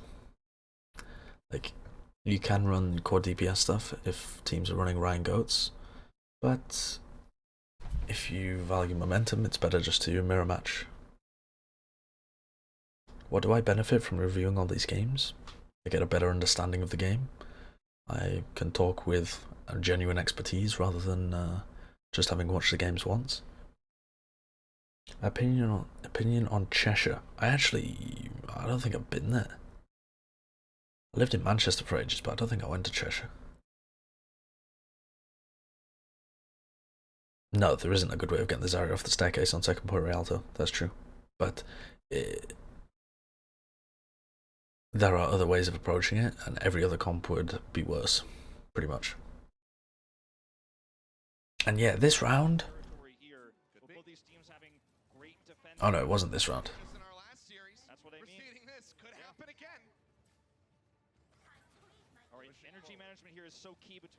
Shock through that round by forcing an Ana? No. The overtime is when they try and force the Ana and fuck it up. I'm from the northeast of England. Yeah, team's tendencies, stuff like that. Yeah, I'm literally just living on LA time. Okay, so last time what they did was... Last time what San Francisco Shock on the offense did was use their bubbles early. Super took a shit ton of damage and they backed off and punished Bumper. Both teams trade personal bubbles. Super goes forwards, takes armor pack and takes bubble, and then instantly backs off. So this is why I think that they're deliberately baiting, because it happens twice, right? Like, it happened in the first round and then it happens in the second round. So I think this is another deliberate bait play. Super gets the resources much earlier than Bumper. Not much earlier in terms of the bubble and stuff, to be fair, but okay, earlier. And instantly backs up. He's also got the Discord orb on him. Vancouver Titans go a little aggressive, but they certainly don't go anywhere near as aggressive as they did previously. Bumper's not going to make the same mistake twice. Fire Strike Eaton. Super weak. Traded the bubble.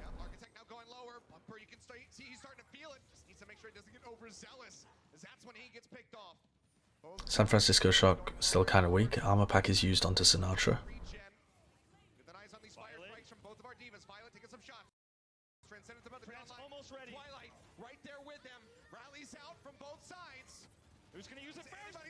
Both trances used at the same time. Projected bubble used onto Bumper. Super gets bashed, but it's a really nice flank from Sinatraa. I forgot this happened actually. Can we track Sinatraa throughout this fight? Oh yeah, but only just through the wall. It's fucking difficult to see, but Sinatra's here. He goes for a flank during the fight, around through Hotel, and catches So Min-soo just as the trance finishes. And unlike Super, who's able to be kept alive with the rally and with boops so that Bumper can't actually do damage, So Min-soo doesn't have anyone peeling for him because they just didn't realise that that flank was coming in. And So Min-soo gets destroyed. It's really intelligent from Sinatraa actually. Like, flanks like that won't work every time, but to catch a team that's as aware as Vancouver Titans out by surprise is really impressive. Yes, yeah, I saw the goat snuff. In what situations is it advantageous for the Lucio to boop the enemy Rhine into his own team? Obviously to kill him, but how should a Lucio recognize when a boop into the team is going to be an advantageous opposed to regular Rhine brawling? Well, basically, if your boop carries him, so the biggest difference between the two scenarios you're talking about is the distance between the Rhine and his own team. So if you can boop the Rhine so that he's kind of stranded a little bit alone from the rest of his team, that's a really good play.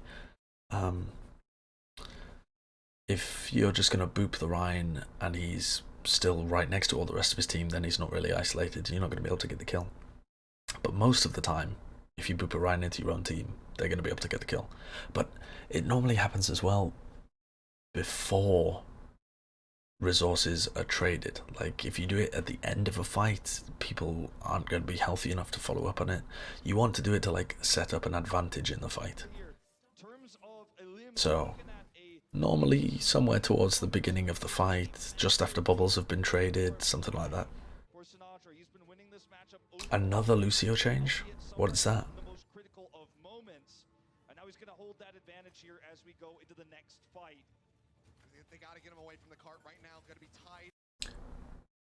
Not a bait. If you bubble first as Rhine, you get discorded after and instantly die unless you disengage. Yeah, I know that. Mate, I don't know why people in my chat tried to educate me, honestly. Fucking hell. I'm saying it's a bait because that's the case. Alright, so it's a bait because they are disengaging so quickly. I mean, I can show you the first one as well. What they're trying to do is, when Super takes a lot of damage here, he instantly backs off.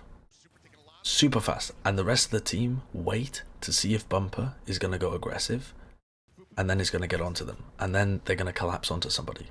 Right? I can take you back to the first time as well. Right, where are we? 40-14. Right. So if you look at this one as well.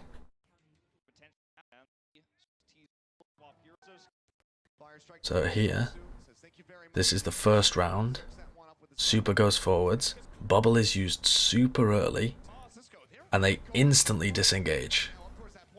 As soon as Bumper goes aggressive, and is now over aggressive, they boop him away, and they set up the kill. Now, whether or not it's on the fly improvisation, or whether it's a predetermined plan, it is successful bait. And it's a classic strategy that you'll see all the time from teams. I mean, Paris do it all the time as well. It's actually a renowned strategy of Sater, the former head coach of Giganti, and now strategic coach of Paris. It's something that's been very heavily discussed. It's part of the meta of goats, that you can use your resources early to try and bait out over aggression from the enemy team. Because as you say, they should go aggressive. They have the advantage. But if you disengage correctly and collapse on them, you can pull off a successful bait. Okay, anyway, where was I up to? We've already seen this, haven't we? Now, massive Zarya energy advantage continues for Sinatraa here. In terms of limbs, we're looking at a 22-9 for Summon Su. The rope-a-dope. Yeah, the rope-a-dope. ZP says that a lot. I didn't really understand what the fuck. I mean, I think everyone understands bait. I can't say I really knew what a rope-a-dope was because I wasn't into boxing when ZP would first say it, but yeah.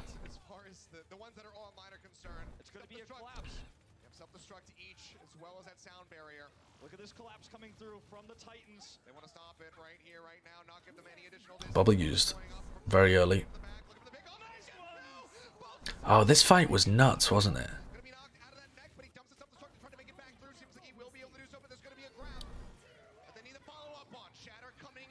Yeah, very weird. This fight was super strange, and I didn't have a clue how it happened when I first watched it, so let's take a look at this again. The ones that are online are concerned. It's going to be a collapse. Have self-destruct each as well So, as sound barrier. Vancouver Titans engage. They want to stop it, right? They think, Sominsu thinks that Bumper's going aggressive, so uses the bubble, but that's just kind of early. It's not really a collapse play, because Bumper then does go aggressive with the bubble, even though Super's going to have a massive advantage. But Sinatraa is too busy trying to get out the way of this bomb, so the only person that he manages to get the bubble on is Choi, so he doesn't even manage to get the bubble on Super. But whatever, okay. Bomb comes through, super nicely placed, really nicely placed from Janu. Picks off both of their supports, including Moth and Violet,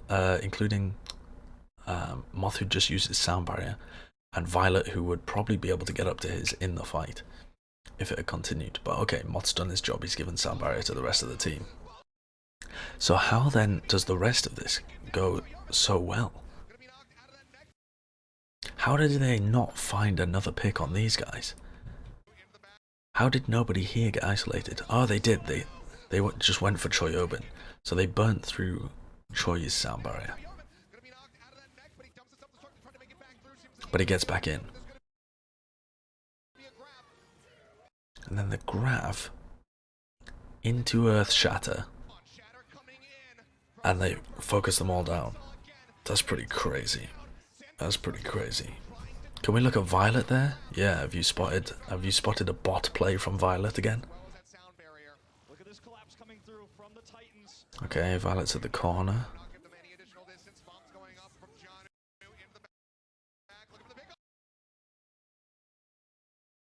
I don't think that's particularly horrible. Does he go back towards it? No, he just tries to go over there, doesn't he? Like, that's Violet there. Oh yeah, there he is. Why does he go back towards it? He does, yeah, you guys are right. He goes back towards it.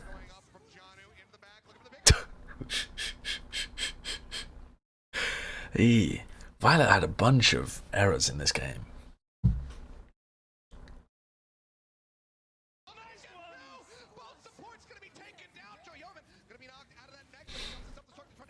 Oh yeah, you definitely shouldn't peek that, even if you do have a Lucio sound barrier. I thought it was just a really nicely placed bomb. I thought it caught them just as they were trying to round the corner. But yeah. Huge clutch on us, honestly, from Super and Sinatraa to be able to make this work as well. Trying to grind against them and continue this push. The cart has not been moving yet. Twilight uses that transcendence. Grabs on Surge now, going to be coming out. Troy Hobin loses out onto the back, but they need more kills. They need to get rid of the baby. I think that's a poor grab from Sominsu, honestly. It's also an unnecessary transcendence from Violet. I mean, who's gonna die here? The answer is no one. And the spawners are way quicker for Shock. So, that's a poopy trance from Violet as well, but okay, it's overtime. It's a little chaos, and fair enough, Sominsu used his grab, so... Looking at the faces of the Titans, size across the board here on stage as they know that this is going to be impossible to reach. That trance would have definitely been better if you saved it. But it's not a total disaster, because Sominsu doesn't have his grab. But yes, they certainly would have liked to have it. Rally's going to be out. Bumper already taking a lot of damage up front. Will be bursted back up. Shatter online.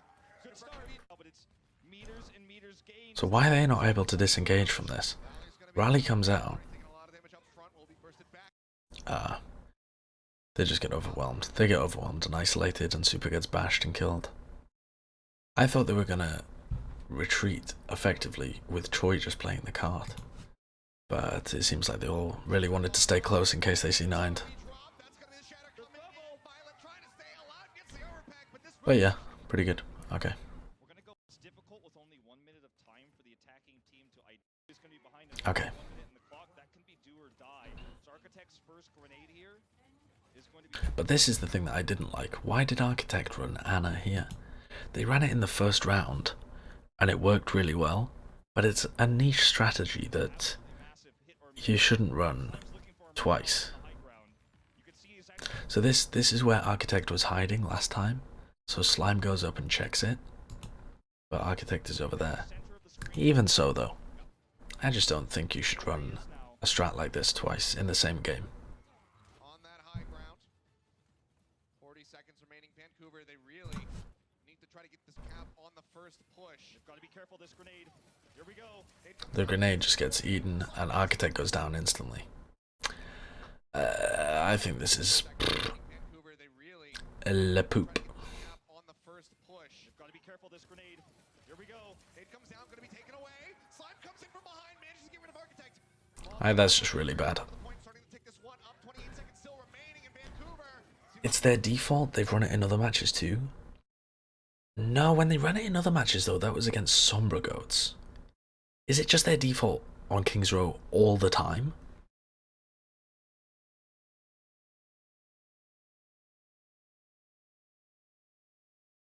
I mean, there's no way for us to tell because the other time they played King's Row was against Sombra, and I thought that that was what they did.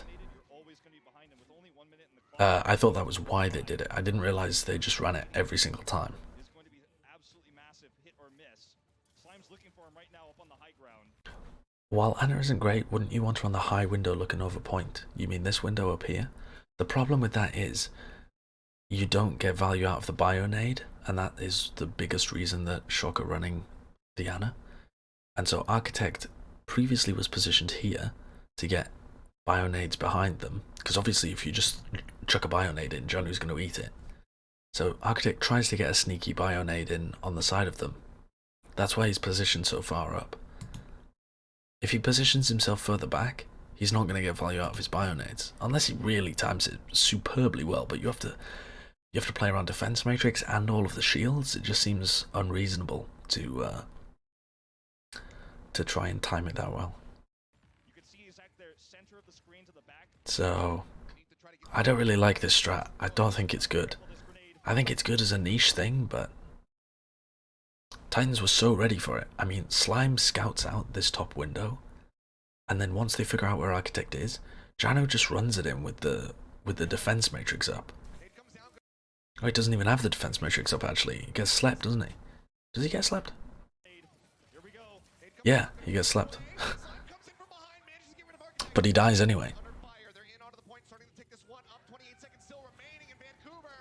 He eats the nade and then does damage to him, and he's... I mean, it wouldn't make any difference if he was defense matrixing or not, really. I don't know. I don't like that. Aggressively shut down by Janu means that this attack is now completely wide open. The big silver lining here for the Shock is, first of all, they already have 100 meters here. They're very far from their push, but also they didn't feed that much ult charge over to the Titans. It was a very...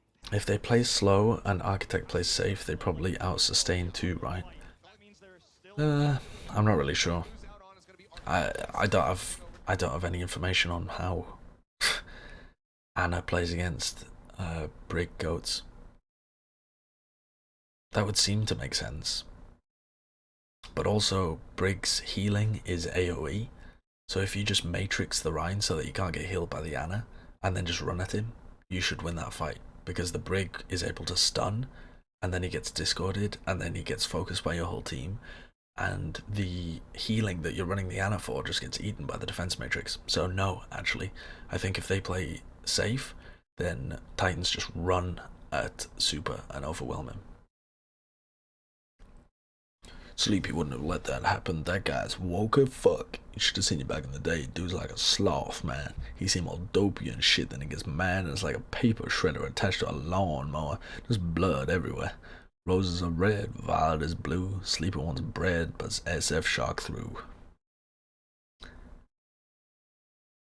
Do I watch First Dates? No. No. Am I out of visa hell yet? No, unfortunately not.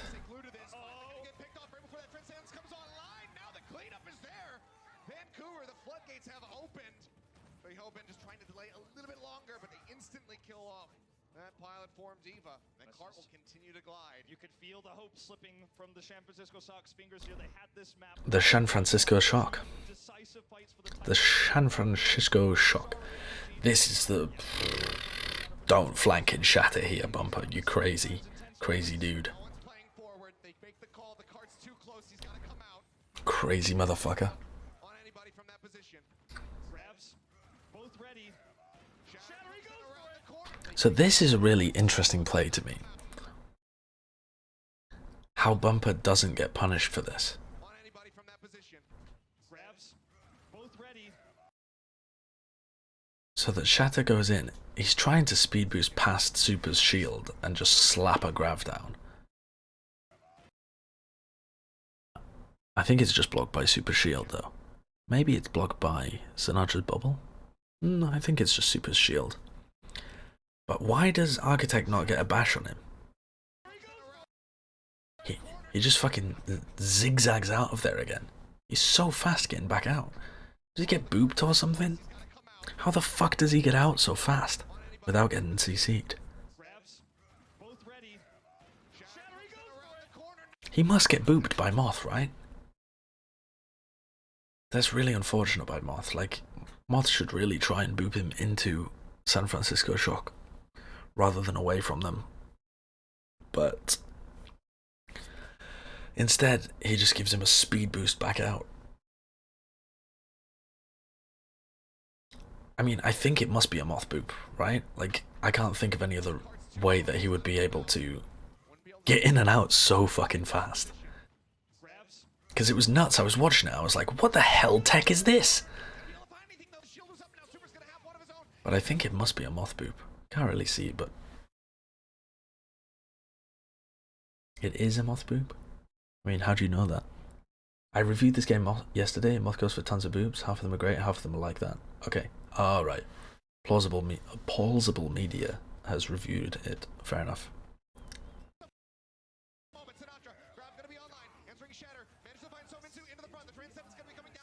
Okay, and then this fight was nutty, wasn't it? Okay, so this doesn't catch anything, but okay, Bumper's used his shatter, and it hasn't really caught much. So both teams have grav, and there's a rally available for Vancouver Titans. So Shatter finds Sominsu, so this is a good time to go for a grav to peel people away. So the rest of Vancouver Titans run forward to try and peel for Sominsu. They push them away. Trance comes out, and grav is followed up instantly. Then Bumper gets a pin on Super, which looks super weird as well.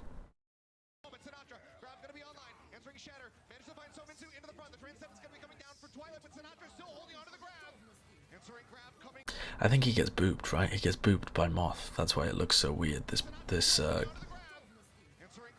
He like gets booped, but then it still connects and hits onto them, and he gets another unbelievably fat shatter. Just 180 shatters immediately.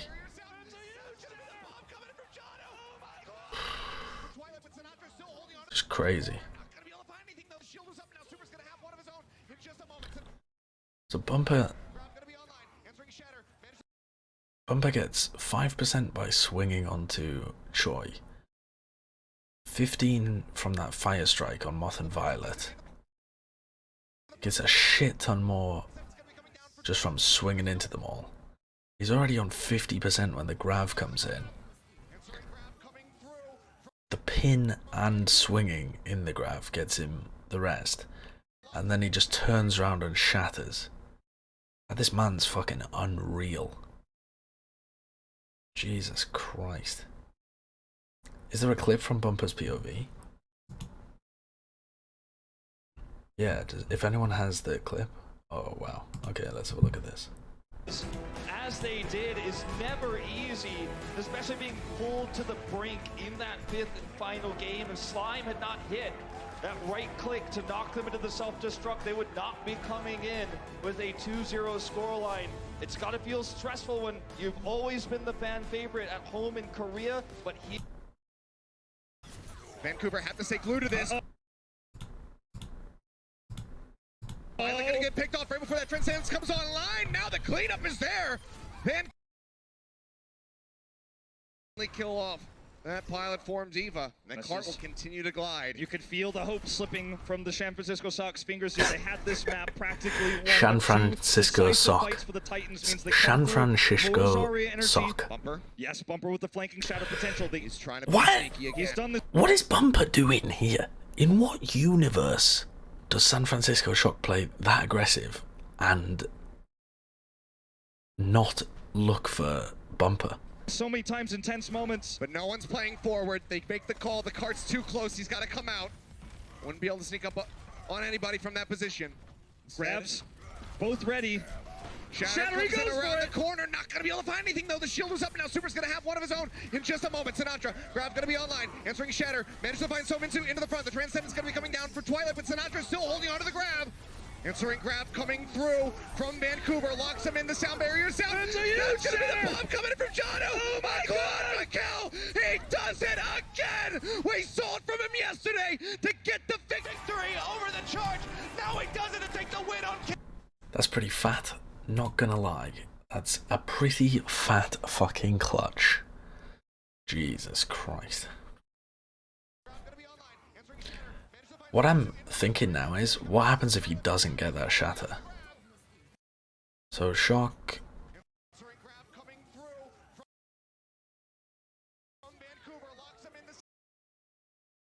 If they hadn't hit that shatter, Super would have tried to disengage, shield the bomb. But Slime still would have had his ult.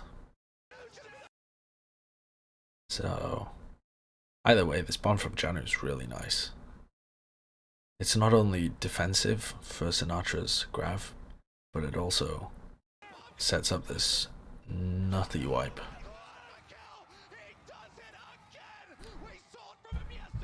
Jesus Christ. Fatty, fatty, fat, fat. Shock have grav bomb, Titans have no trance. Yeah, but it wouldn't have done anything like this grav bomb combo from Choi wouldn't have done shit because they couldn't get past this bomb. Like even if they are right here, they've got to respect Janu's bomb. Like even if they hadn't been shattered, they wouldn't have been able to shield that and still disrupt these people. Bumper would have just kept his shield up the whole time. They might have been able to get a boop or something. They might have been able to shield that and then run in and get a boop. Possible. But, yeah. I think Titans were in a pretty good position there anyway.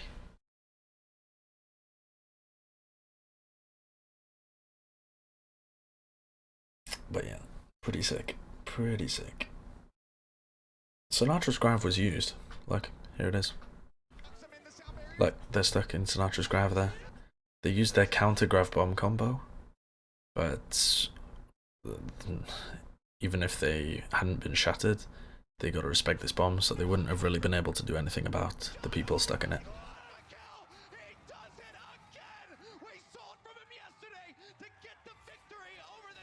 I did see the latest patch notes, yes. He got the shatter from the pin and the other stuff. He gets like, what's he on, 60% before he pins? He's on 62% after, and he's on 91% when he finishes the pin. It's nuts. It's pretty nuts. Okay.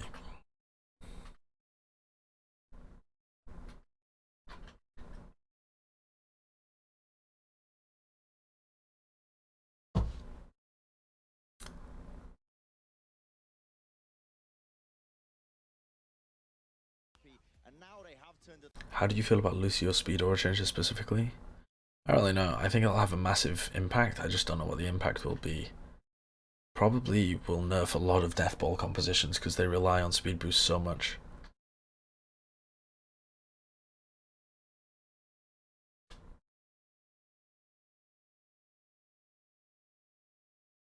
Snowballing attacks on Assault Skaya. Jillid, I've no idea. Hanamura not so much. Have I talked about the death of Korean contenders on LAN? No, I haven't. I don't know what the reasoning is for it. I don't know whether they have anything else in the pipeline. I don't know.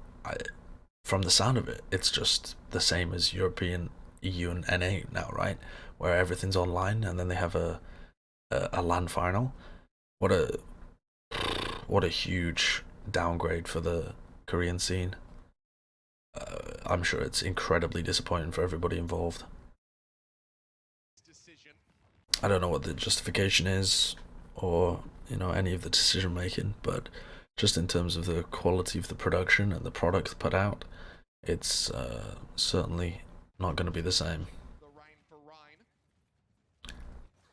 I've seen a lot of people being mad at fans who said it should be that said stuff like, oh, it's all fair now or whatever. Obviously those people are idiots, but also, I mean, it's not their fault that it happened either.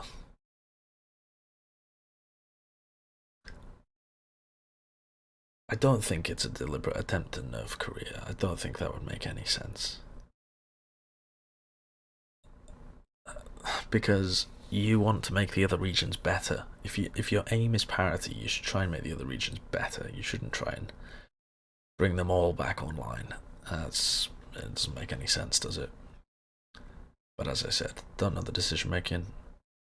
I'm sure there was some kind of reason, whether it be financial or logistics or some different plan for the future or whatever.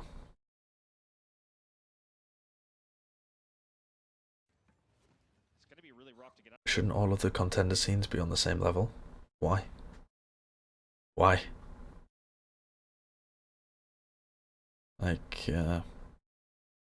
Not all the contender scenes are on the same level. There's way more academy teams in North America, larger budgets in North America. Is where a lot of other teams are as well. I mean, there'll be differences in the quality of the practice, there'll be differences in the amount of talent available. Trying to homogenize the entire thing's a fool's errand, and it won't even lead to, I mean, what's the intended effect? Moving it online is not going to suddenly mean that the Korean players stop being excellent. It might stop people being interested in playing Overwatch as much, though. We'll see what the long-term effects are, but it doesn't seem like it will solve anything, if there was even a problem to be solved, which personally I would disagree with. I think the fact that Korea developed more talent was a good thing, if anything, and it didn't really have much to do with the LAN. I think it had more to do with the culture.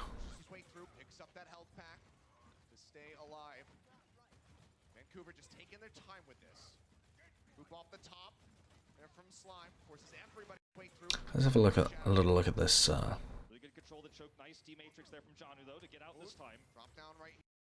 positioning, because most of the time teams will run on defense. They'll run a Winston goats, but San Francisco Shock are just going for the straight Rhine go v Rhine go matchup. It's okay. Vancouver Titans don't play many quad DPS comps. I know that they can. I know they've scrimmed it ever. I don't know how successful it was, but it seems like they just want to go for Rhine v Rhine, so perfectly fine. Thanks for the 200 bits, Wonderball. Why the best in the world make plat mistakes? None of them make plat mistakes. You want to watch my personal VODs for plat mistakes? Both teams are really putting so much focus on control at the top of this hut, though, even though they're playing Rhine Goats, which is a very gravity-stricken comp.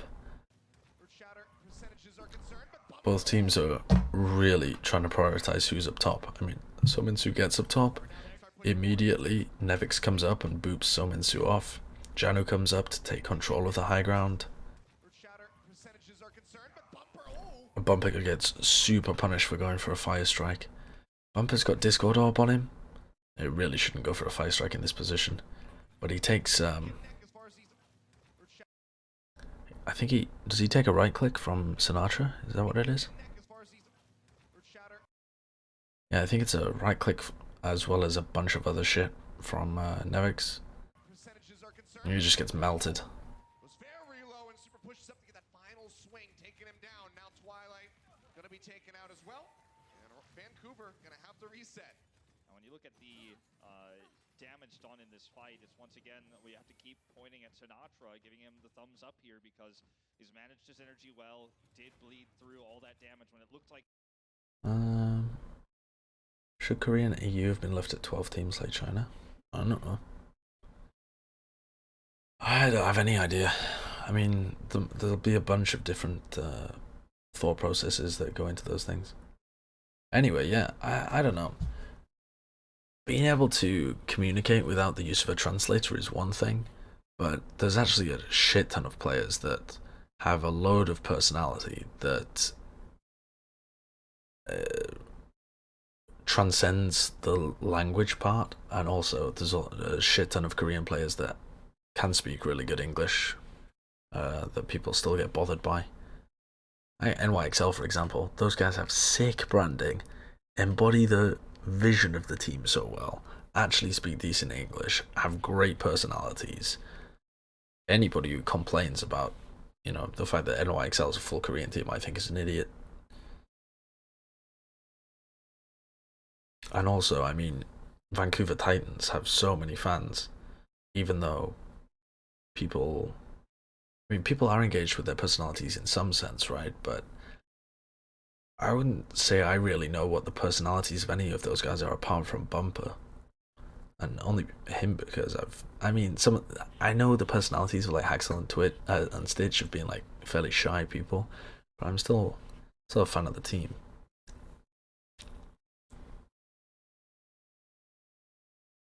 But also,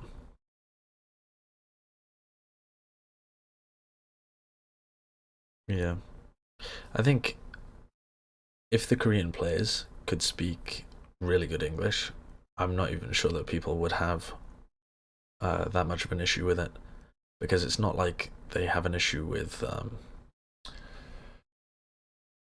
you know, I mean, the European players that come over and represent Philadelphia or something. People don't really ever bring that up about Philly. Or I mean, yeah. I'm trying to think as well. I was gonna talk about Bishu, but the guy's like American basically, right? He's like a Korean American.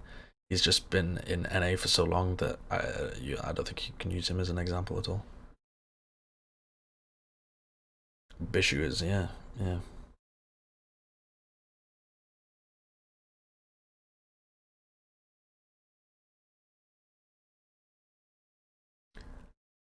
I really wish the casters didn't highlight the players being Korean so much though. Try to talk about race and nationality as little as possible, I reckon.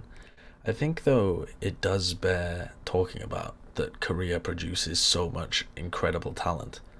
Like it's not a race thing or a genetics thing, it's celebrating a country and a culture that's managed to create so many phenomenal talents.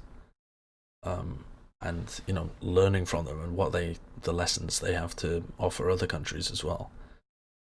I think it's like an underdog mentality as well plays into it, because it's like I think it's a similar thing to what happened in CS with like European teams, and everyone knows like the Europeans are the best. Everyone talks about how good Europe is and all of this shit, and like people really get behind North America or like teams that aren't European, and want them to do well, to like take down the juggernauts, because people enjoy seeing like an upset. Like they enjoy seeing a North American team be able to go toe to toe with the Koreans, you know, whatever team that might be. So I think there are some fairly natural components in it. Architect were going to go down there. They live through the fight. He does the damage with a good bubble management, and then we see this reset come through. Trance is up in just a moment here for Twilight. And Moth is just going to continue to control this high ground. Firestrike going to be going wide. Shatter up for Super. Going to be looking for the opportunity. Transcendence going to be out from Violent at the start. Vancouver just peel back. Play patiently. Slime nearly with the sound barrier. Even more PTR changes. Really? Even more? You don't think it's similar to American football, where America has the best football players? It's a culture thing where esports is more ingrained in culture. Yeah, no, I definitely think that. Where did you... I didn't say anything about that not being the case. It's definitely about culture.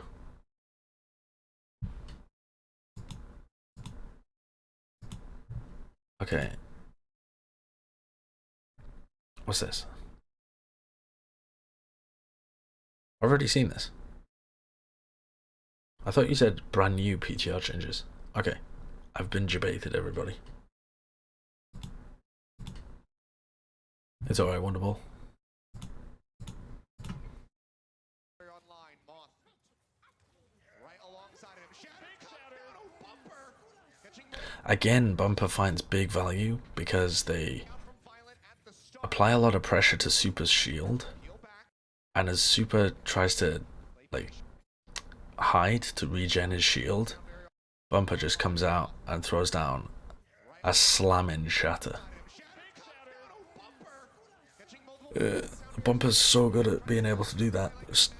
I don't think I've ever seen a Rhine with that level of awareness and instinct over when the other Rhine has to back off to heal their shield up.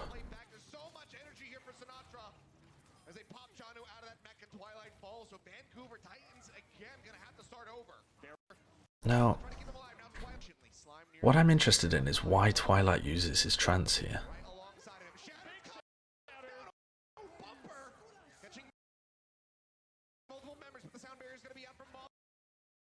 Was it a personal thing? Was he about to die? He was weak, but... Right alongside him. Shatter. Bumper. Catching multiple members, but the sound barrier is going to be out from Moth. They're trying to keep them alive. Now Twilight going to be matching with the Transcendence. Huxall still, however, going to be taken down, but Janu denies that. Another Graviton Surge away from Sinatraa, and that could be the turning point. It's a nice sound barrier from Moth. He has to play back. There's so much energy here for Sinatraa as they pop Janu out of that mech and Twilight falls. So Vancouver Titans again going to have to start over. Very efficient fight for San Francisco Shock. Sinatraa wishes he didn't use that grab, in fact, because it wasn't going to be necessary. It wasn't. Sinatra's a bad player, he's still my yellow. Unlucky, unlucky. Unfortunately, it's the late Transcendence from Twilight costs the Vancouver Titans big time. Now the San Francisco Shock... No, I read the wall ride change as well. They have the better Transcendence count. Violet at 97 to 36, and they do have this high ground... I think it's a massive advantage, Sandezi. A lot of these players that have been playing GOATs for a large amount of time have just a huge amount more understanding and experience in this composition. Building that one very rapidly. Twilight going to be a bit further behind. Bomb into the back. Not going to find a pick-off. Violet. This is really nice as well. I really like this play. This is, again, the same situation that we saw multiple times on King's Row, where they see that Sinatraa is separated from the rest of his team, and instead of going for Sinatraa, they push out the rest of San Francisco Shock first, and then go on to Sinatraa. Like, how many times did we see this on King's Row? 3? And they're already doing the same play again. So they go forwards here, and San Francisco Shock are a little bit scared of this sound barrier, so they back off, they give them a bit of respect. Self-destruct goes in, and that pushes these players back. And now Sinatraa is in a position where he's gonna end up getting picked. Like, Janu could have come up here and been able to boop him off. And actually, Haxal's coming up to be able to get the bash on him as well. When did Haxal go over there? Oh, Haxal gets booped over there. I'm not even sure that he was intending to go over there. It doesn't look like that's a deliberate flank. Haxal's just going aggressive, trying to apply pressure, see if he can bash anyone that'll get caught in this. He can't find the... Oh, he does actually find the bash on Super. What the fuck? He finds a bash on Super, but Super doesn't die? It's either a body block or a shield. I can't tell what's going on there, but Haxel goes really aggressive and manages to get that bash. Oh! I think... Does Haxel get counter bashed as well? Okay, either way, I don't know. I can't really see what happens. But then Haxel gets knocked back and is now looking to make his way up top. But they've effectively isolated Sinatraa. It could have been Violet body blocking, yeah. It's very difficult to tell. But it's really nice play again. I think this is the third or fourth time we've seen it in this series, where they isolate Sinatraa by putting pressure on the rest of the team, not Sinatraa. So they don't try and focus Sinatraa. They focus the rest of San Francisco Shock and then pick Sinatraa when he's left alone. Do you think Shock will do better in stage 2? I don't know what their schedule is. Didn't get kills, but split San Francisco Shock like the Red Sea. Once they were cut in half, the collapse came through, and they devoured 2 parts of the same squad, 6v3 practically. Vancouver Titans, as you say, with ultimates here. Grav Bomb, double support for Shock. They want to bait it out early with the high energy Zarya. They're only at 40 energy. Hello? What is this? Double support ultimates for the Shock means it's not going to be easy. They want to bait it out early with the high energy. Whose man is this? Whose man is this? You need to come and collect him.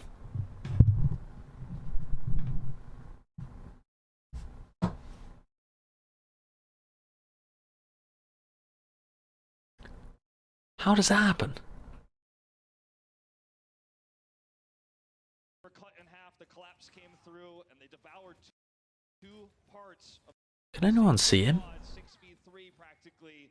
Vancouver Titans, as you say, with ultimates I can't even see his outline. Where is he? here to try to get the double cap, but double support All I can see is Nevix and Super. He's back there in the corner? Where? Why can't I see him? through, and they devoured 2 He's near the edge. I'm looking, dudes. I'm looking. parts of the same Near the squad. cliff. 6v3 practically. Vancouver Titans, as you say, with You... Bro! I wasn't even looking over there. How does he get stuck there? Hello, Architect? What the frick? We found Waldo. Jesus Christ. What is this? How is he there? Alright, so let's watch this fight. Comes in from behind, they'll set him up, they'll take him down. That will be the completion here on to point A for Vancouver Titans. 4.5 minutes to get the diva. Violet gets Twilight. Stun. Where is Architect? Nevix out of that mech, unable to do so far. While taking a bit of damage. We'll get top back up. They finally managed to get the diva. Bubble in on the bumper. He's had so much time to escape. I mean, I don't even know where he is. Alright, there he is. Let's try and track him. Through 1.5 ticks going to be gained for Vancouver Titans. They need so much more than that because they're already down. Ah, okay. So he gets booped to Mega. Then he must go up top. Okay, so he's gone up top at this point. Is that... Okay, so Architect must have buggered off up top somewhere. Yeah, he's up top. Okay, there's Architect. But instead of chasing Architect, who's upstairs, they kill Nevix. So he's got all the time in the world from now to escape. That will be the completion here on to point A for Vancouver Titans. 4.5 minutes on the clock. Where the... To try to get a snowball, but Where in the frick is he? a lot of psychology to that last bomb from Janu. Didn't get kills, but split San Francisco Shock like the Red Sea. Once they were cut in half, the collapse came through, and they devoured 2 parts of the same squad, 6v3 practically. Vancouver Titans, as you say, with ultimate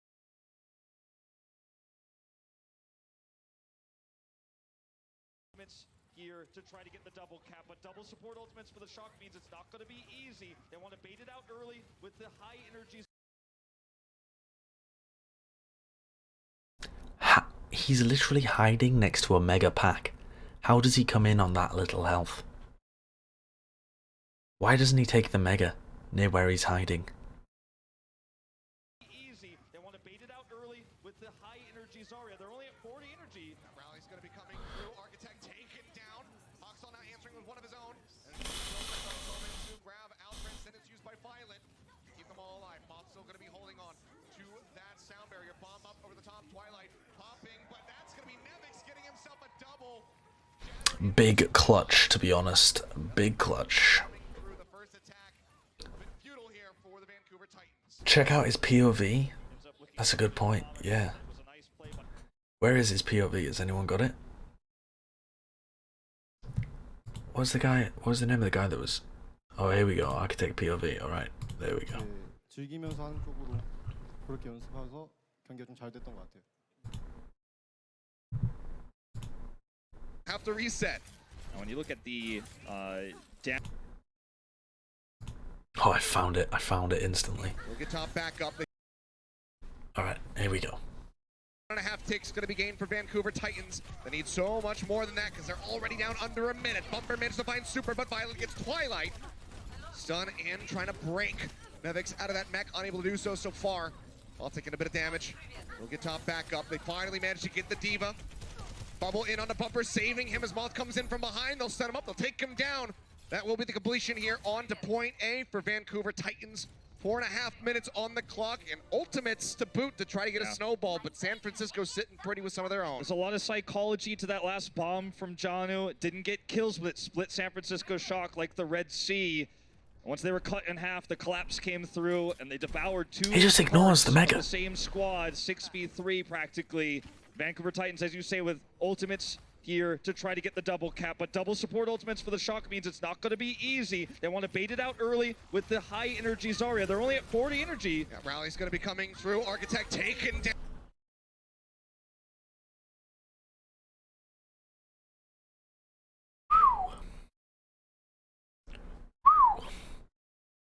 Now, to be fair, that's actually not as bad as I thought it was, because when he's in this position, I didn't realize he was being harassed by Janu. Taking a bit of damage. I thought Janu had already gone back to the point by this point. We'll get top back up. I didn't realize that his escape path was actually cut off. Finally managed to get the deep. In this position, he can't go backwards. He has to go forwards. But then I don't know why he tries to back off here. He should just go in and reset. For some reason, he still thinks he can escape. Saving him as Moth comes in from behind. They'll set him up. They'll take him down. That will be the completion here on to point A for Vancouver Titans. 4.5 minutes on the clock and ultimates to boot to try to get a snowball. Yeah, he could have. I mean, he should have died on point, but he could have also just jumped off. Yeah. Jesus. Yeah, he ignored the other mega as well, didn't he?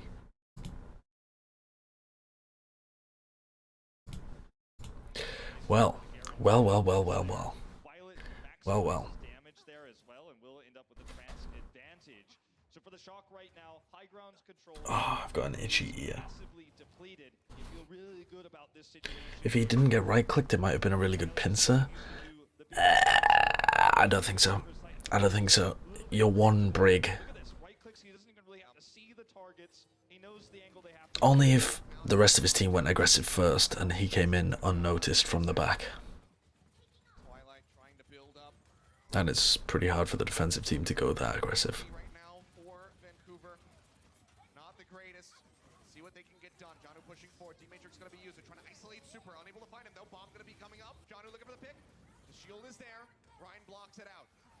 Bumper's about to get a fat shatter. I can feel it in my bones. Lower and lower, but Bumper, he doesn't want to overextend to get the kill. Doesn't want to get it at the cost of his own life. But it's not going to catch anybody. Okay, what the fuck is going on here?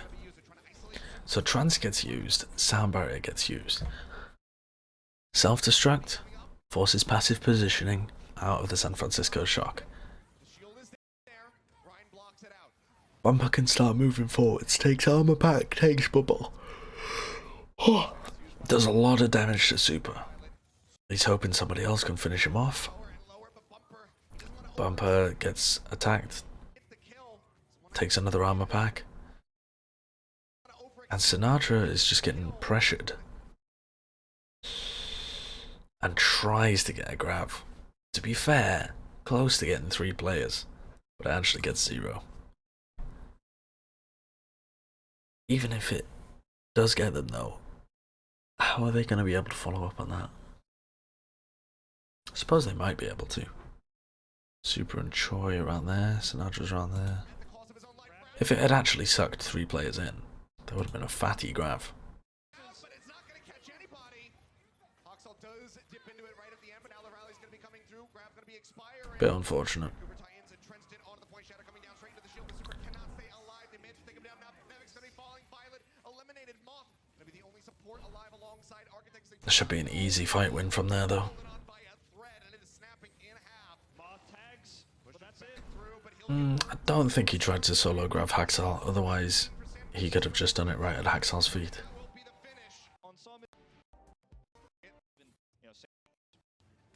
With Titans thus far.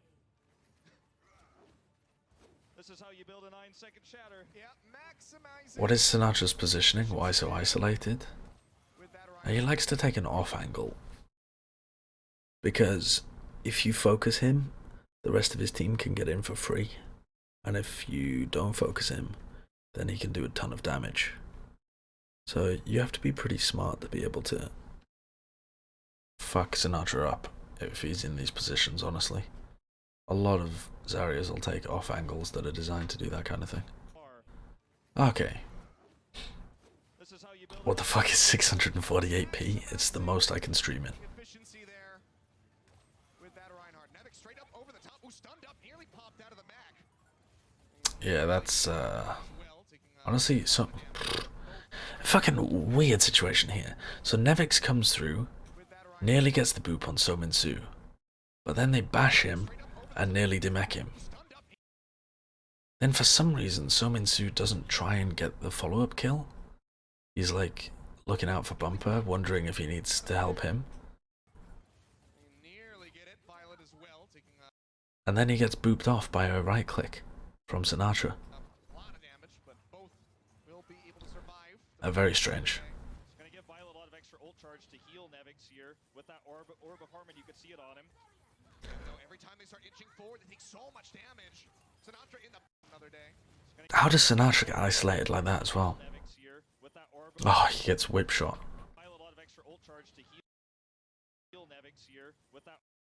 That's a really nice whip shot by Haxal. Look how much that changes his positioning. This is a nice off angle. That's a terrible off angle. There's just nothing Sinatraa can do about that. And again, as soon as they notice that Sinatra's out of position, instead of pushing Sinatraa, they push San Francisco Shock away. It's just, I really love this strat, and it happens all the time in this match. If they notice someone's out of position, they don't focus the person out of position, they push the enemy team away first, and then a couple of people go and deal with the person that's out of position. It's so nice. We've seen it like 5 times now. Twilight spams out, looking for some more targets straight into the back.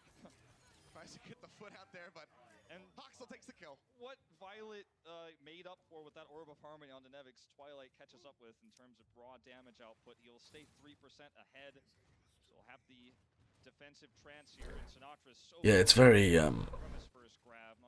very aggressive from San Francisco Shock. Jesus Christ, what the fuck was that? That's just a right click?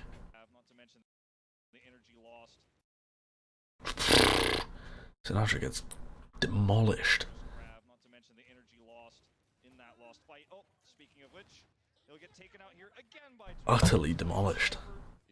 He was always a pretty big. As soon as he gets whip shot, he's pretty much just dead, honestly, Mr. J1992. But yeah, I think they're really trying to separate Sinatraa from the rest of the team. Seems to be part of their strat. And now in this meta, he's mastered the Zenyatta. And so far so good on controlling these angles of approach. Another attack for the Shock, but no grab and no energy for Sinatraa. Yep, still looking for the shots. Violet taken down. It's coming off the right click. The fire strike connects. They managed to find that kill. They'll push forward, looking for a little bit more as Janu does find super. Very easy. GG. Get staggered. What happens here? Yeah, you could feel what Oh, Bumper hides. Titans and This is so dumb. Cypher Twilight. The rest of the group. Oh, Gotta always look twice. He's so far forwards. they still have it spotted. Oh, they finally see him. He's trying to get out of there, but they stun him up. It costs him. How do they lose this fight? Like, actually, how does San Francisco Shock not win this fight? Finally looks behind, and now the shatter out. Janu gets demegged. Bumper dies. Maybe Galaxy branding here for his squad. The bomb comes out. Janu zoning them back by him. Ah, that's nasty. That Zarya on the high ground is so powerful. So powerful. Back by him a little bit more time. What's He managed to find Moth. However, they still have Violet. They still have a Transcendence and the grab. Try to take this point. Grab Bumper's comes out, almost back. locks them up. Transcendence is out. Mm. Violet getting up there, tops up. Why does Violet not use trance? Take this point. Okay. Grav used. They're trying to burn down slime. Counter Grav used. Locks them up. They're trying to burn down Architect and Sinatraa. Why does Violet not pop trance? This is out. Twilight getting up there, tops up. Zarya, they start turning it around. Architect Sinatraa both going to be taking down Super. Managed to get the pin on the Hoxall, but Violet If Violet pops trance, they win that fight. turning it up there, tops. If Violet pops trance, now, when they get countergrabbed, they win. Up. Transcendence Architect and Sinatraa stay alive, Zarya. and then they're able to finish off slime. They have a Rhine. Architect Sinatraa both going to be taking down Super. Managed to get the pin. I don't fucking know. But Violet's going to be I don't fucking know, dude. use the ult, and despite losing out on Bumper, Vancouver Titans managed to keep it together. And this is what we're talking about in terms of Zarya damage. That's the key hero here. Bumper there, his death, makes it a 6v5 fight. But when Sinatraa Can you go to Bumper's death? Briggs swings through the wall and hits him. how they want to utilize Okay. always look twice. I mean, Brig bashes him when he tries to charge. Finally see him. Brig bash. He's trying to get out of there, but they stun him up. What do you mean? Brig? Oh, you mean that's how they knew he was there?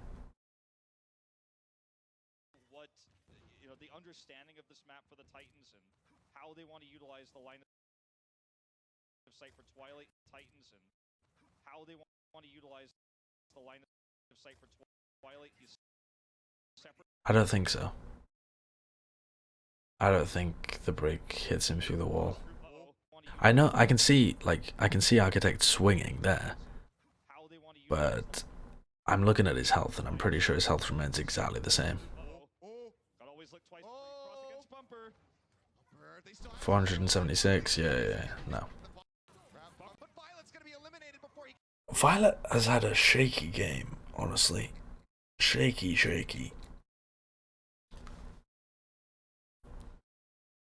can even use the ult, and despite losing out on Bumper, Vancouver Titans managed to keep it together. And this is what we're talking about in terms of Zarya damage. That's the key hero here. Bumper buys some time there. His death, makes it a 6v5 fight. But when Sinatraa and friends go, Maybe the call with Grav was lose the fight, we'll aggressive trance into them next fight. Bumper totally irrelevant in this fight. Why? You could have won that fight. Open things up. Nevic's trying to find a pickoff. Not going to be able to get it. I mean, it could have been, but I don't know why it would be. Everyone topped up now. Violet with the Transcendence. Twilight halfway to the next one. Bumper. Would love to have that online now. Bumper's still going to be holding on to this Earth Shatter, waiting for a moment. The bomb's going to be coming up. Feathers on the back shot. Oh yeah, and that's the fat play from Slime where he boops up Moth. Yeah, that's fucking huge, dude. Shatter waiting for a moment. The bomb's going to be coming up. That's so big. Feathers on the back shot. It was just going to get both supports. Really, all three of them disappearing. Honestly though, let's think about how they took that fight. Sound barriers in. Sound barrier comes out, they reply with trance, they play aggressive, they try and put as much damage on Bumper as they can. If they keep playing aggressive there, and Moth uses his sound barrier, they could just rush them in that room. They might get caught in the grav or something, but you need a pick if you're using your trance aggressively, and you didn't find one. So...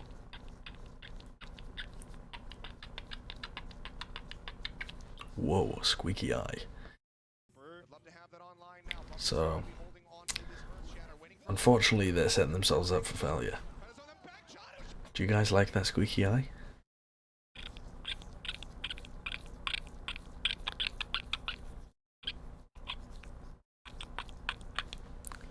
You want me to keep doing it? You really like it? Okay. Sure. This eyeball's actually glass, and it sometimes dries out, so it squeaks. This one doesn't. This one's a real eyeball, so it doesn't do anything. But this one's glass.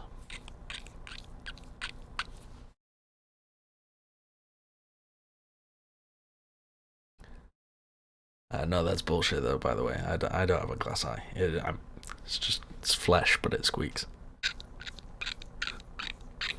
I don't know why it squeaks. It's not a glass eye though. In fact, if you did that with a glass eye, I think it would be super painful. Because glass eyes aren't actually balls. They're just the front. They're just like, they're just convex stuff.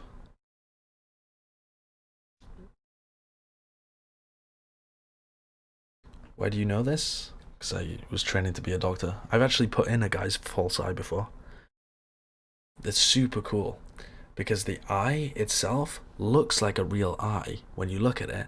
But then they can take it out and it's just the front. And they have to hook it back into their socket and pop it back in. And then you kind of have to lower the eyelid over the top. And it just sits there. It's like perfectly crafted to sit into your eye socket. But it doesn't fill your eye socket. It just covers it. So, it's pretty cool. I don't really have a fake eye, guys. That was just bullshit. But I do have an itchy eye. And it does squeak. And I'm sorry.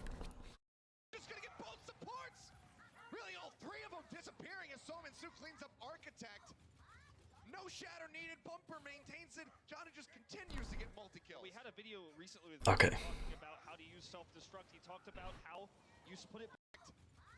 No shatter needed. Bumper maintains it. Johnny just continues to get multi-kills. We had a video recently with Mickey talking about how to use self-destruct. He talked about how you put it behind. Oh no! That's a problem. We talked about maintains it. Johnny just continues to get multi-kills. We had a video recently with Mickey talking about how to use self-destruct. He talked about how. That is supposed to be the kill, right there. That's supposed to be the kill. Whoop. Oh, fucking hell. Whoop. Sliding on past like a slippery eel. Schlump. Schlump. Schlump. Schlump.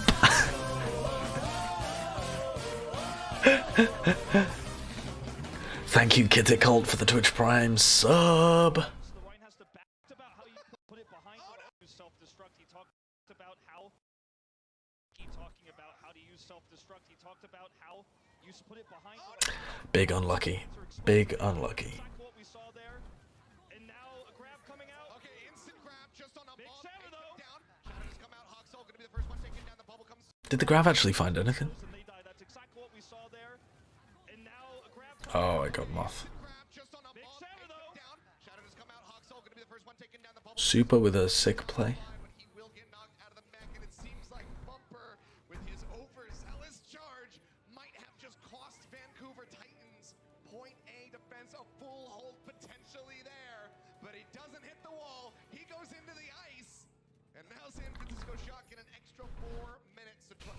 Because of the opening kill there from Summonsoo, but this time it's a little bit different. We'll have Violet with a trance soon, Sinatraa with energy advantage and a grab. Scary times here for the former Runaway squad. John gonna have to try to get another one of these grabs away from Sinatraa. If he can do that, could be huge. Bumper taking a lot of damage here on the front line. Graviton Surge gonna be thrown in, locks him up. Twilight with a Transcendence ready to go. Fucking hell. Is that slime again that just fucks Super's world up? Wait there as well, I wanna...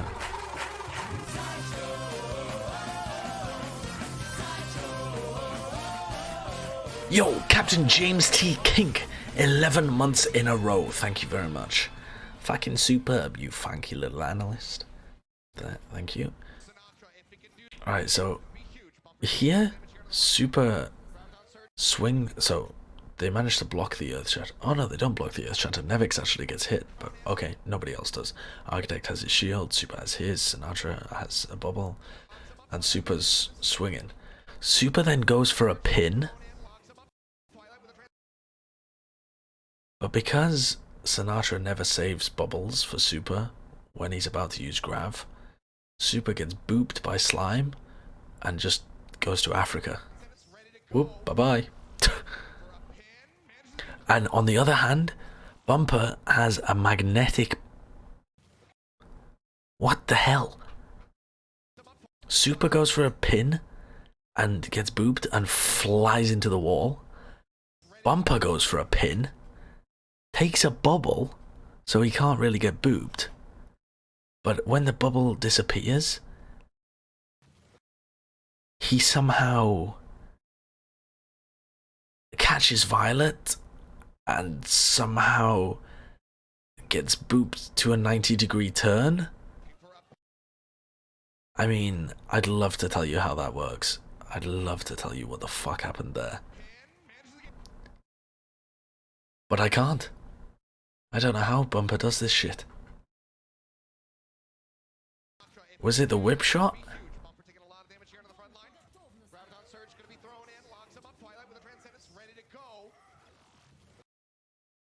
I don't think so. It must be Diva, mustn't it? But no, Nevix doesn't actually use his boop. Nevix doesn't use boosters. Oh yeah, let's look at his POV. Where's the POV? Bumper has a steering wheel. He got whipped? Did he really?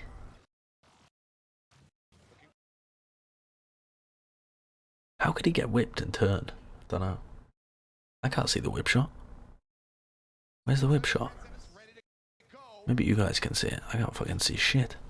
Here's Architect.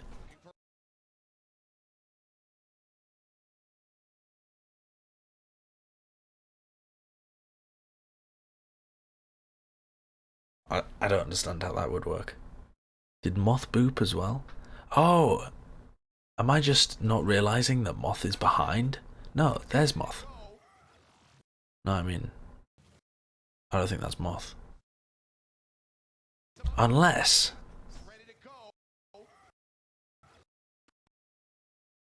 I think Moth... I think what's happened is Bumper's taken a charge in that direction. Like that. And Moth boops him this way. So he gets booped. But he's always planning to go laterally. But he gets booped forwards. So he boop like that. Who did I want? It's Architect, bud, I guarantee. Okay. I don't think so, though. How the fuck could Architect whipshot him? Look, Bumper's already picked up Violet. Okay, so yes, Architect... Wait, no, that's not a whipshot, is it? That's a curvy thing. That's just him swinging. Ladies and gentlemen, VOD reviewing.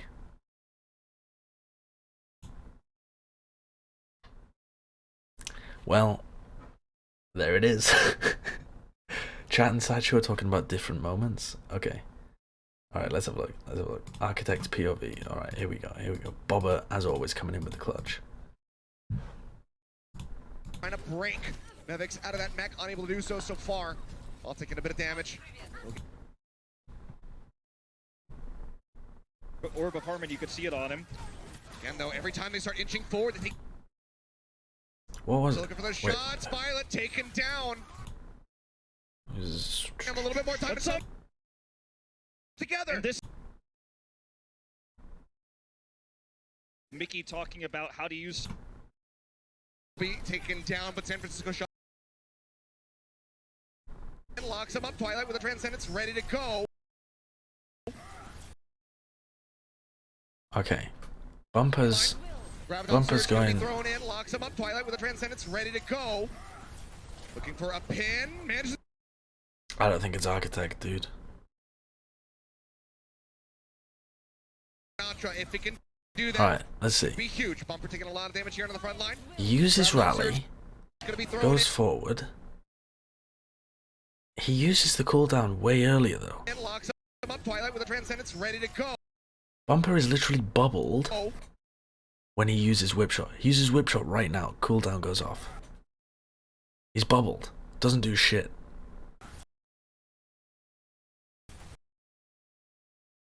And the question in my mind is,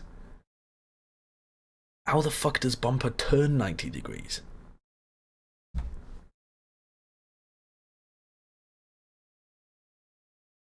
$200 damage does break bubble, but Whip Shot doesn't do 200. He meant to charge Super, but Architect ripped him at the beginning of the charge, so his forward momentum brings him into Violet. Yeah, but okay, but how would that make him turn 90 degrees? Right, okay. Look. This is what I'm confused about. ready to go. Bumper starts off pew, going that way, pew, and then at some point he goes skirt and just turns like 90 degrees. So he must get Front line. booped forwards and always be planning to charge to the Thrown in, right, locks him up. right? Twilight with a Transcendence. Yeah, he must have been charging to the right in the first place. Oh, But who boops him? I don't think it's Bumper. Look, there's a fucking... Maybe it is Bump. Maybe it is Architect. Does the shield break quick enough for that whip shot to actually connect? Is there a hit marker even if you whip shot a shield?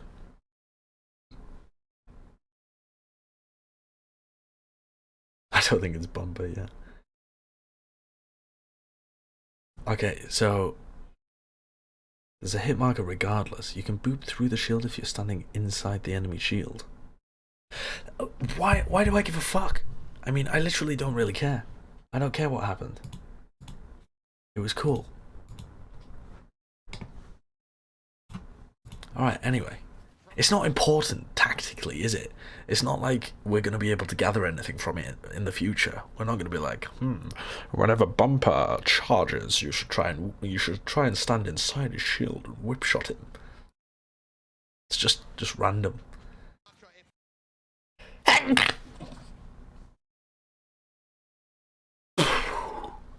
Oh, now my eye is really itchy now that I've sneezed. Fucking Christ. Oh my god. Oh, I can tell. It needs a good squeaking now. Oh. Oh.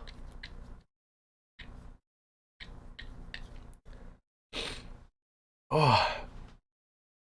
Wow. Ooh. Oh, that feels good. Ah, nothing in the world like a good old eye rub. Am I right, guys? Am I right? Yeah. If he can do that, could be huge. Bumper taking a lot of damage here on the front line. Graviton Surge going to be thrown in, locks him up. Twilight with a Transcendence ready to go. Looking for a pin, manages to get one. Oh, wow, that was a really weird angle, but gets moved over to the side. Violet going to be taken down. It was a very weird angle, Achilles, you're right. Bumper will be taken down, but San Francisco Shock cannot make their way over to the point and get the cap here with this. It's my shiny ass solar panel forehead. Don't worry about it, formation. Violet, he's killed. There's no sustain to fight on the point, and now that Sinatraa Okay. is dead as well, energy is reset to 0. It's gonna take a lot of bubble management to get that one back up. Yes, thank you very much for that, Bobba. Coming through Okay. Olympics, let's see if they can drop down and do that. Let's have a look at this. San Francisco invested their grab in the previous fight, but it didn't really get anything, and Vancouver didn't even use anything to be able to get around it. Grab bomb combo is gonna fuck him up. They still get the pick off. They still hold San Francisco Shock at bay and ensure that they will at least have a superior time bank. All right, huge damage here on Summonsoo. 99 there. Pushed back. No deaths, though. Close call there for the Shock. But all the wind is out of the sails. No support ultimate. Can you please tell me the YouTube channel where you watch Architect POV? It's the YouTube channel that keeps getting pasted in the thing. That's their best way to open this one up. It's hard to coordinate though in all this chaos. Alright. Have the rally. Super playing very far forward. Rally. Bumper backs off. Both teams going for wild shatters, actually. Have the rally. Super playing very far forward. It's topped back up. Armor gonna be coming through. Shatter gonna be out. Per response, but neither Rhine gonna be finding anything. Shield bash comes through. Twilight gonna be using that transcendence, but now does not have it for Sinatra's grab. And also Violet's trance. Answering grab though. Actually, the first one to come out of Janu gets it again. How does Janu keep eating these grabs? Because this was a nightmare for Sinatraa in this game. That transcendence, but now does not have it for Sinatra's grab. And also Violet's trance. Answering grab though. I think he thinks the Matrix disappears here. Because Janu uses the Matrix but goes up in the air and then flicks it down to cover it, I think Sinatraa thinks the Matrix has been flicked off, and so he pops out the ult. But Janu has actually just gone and then flicked his view down. Actually, the first one to come out of Janu gets it again. Summonsoo locks his down, and Sinatraa cannot catch a break against Janu. This man's got it all. It's Bumper. Fire strike in. Bumper gets super, but gets taken down. But Architect pays for his sins as Hoxall punishes him with a kill of his own. Follows up for a double. Gets rid of Sinatraa and San Francisco Shock. Yeah, Janu did use Matrix while he flew forwards. Remember earlier we talked about the self-destruct potential combo there with the shatter. It didn't work out. He used it like yeah, he's got it on. Wait. For Sinatra's grab. And also Violet's trance. He doesn't use it like now, but he uses it, or he had it there. You can't actually see it. You can only see it in some of the frames. Wait there, if I keep pausing, you'll see it. Look there. He's got Matrix on there. I mean, I know looks super fucking dumb, but he's got it on there. And then he's got it on, he keeps it on the whole time. It's just really bad quality. Like, the bitrate is so poor that you can't see Matrix all the time. But he definitely has it on towards the end of flying forwards. Like, you can see the lines there. And he just keeps it on the whole time, and then flicks it downwards.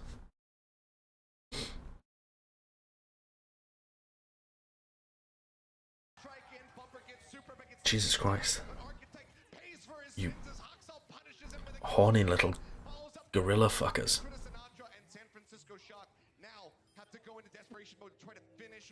Remember earlier we talked about the self-destruct potential combo there with the shatter. It didn't work out in the end. They forced the trance early for Twilight, but the follow-up barrier from Slime kept them alive. Now they don't have that. Look at the tank ultimates here. None of the big ones you need to set up the combos we were watching all throughout week 2. They've got a sound barrier to maybe get Sinatraa a grab, but we're really reaching here with less than a minute left. This is San Francisco Shock's last chance in this series. It's gonna have to be now or never. Bumper up front, swinging away. Next shatter gonna be online. Rally to open things. Vancouver going forward. It's just another fat engage from Bumper.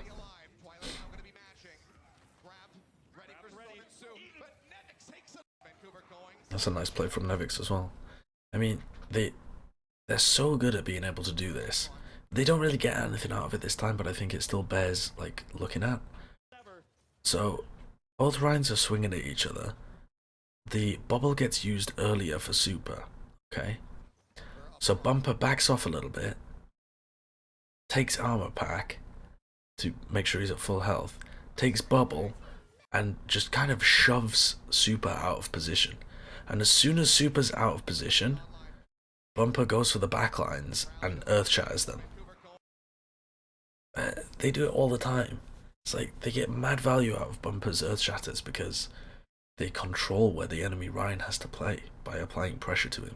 And then as soon as the enemy Rhine's out of position, they go for these fatty shatters.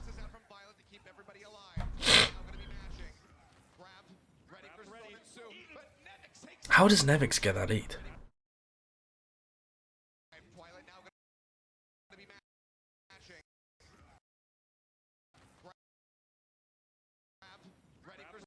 Oh, it's like a 180 flick. It's fucking crazy, actually, that eat. Nevix flies away, and just as soon as he turns around, he matrixes and eats Sumitsu's grab. Oh, fucking well. It's pretty crazy.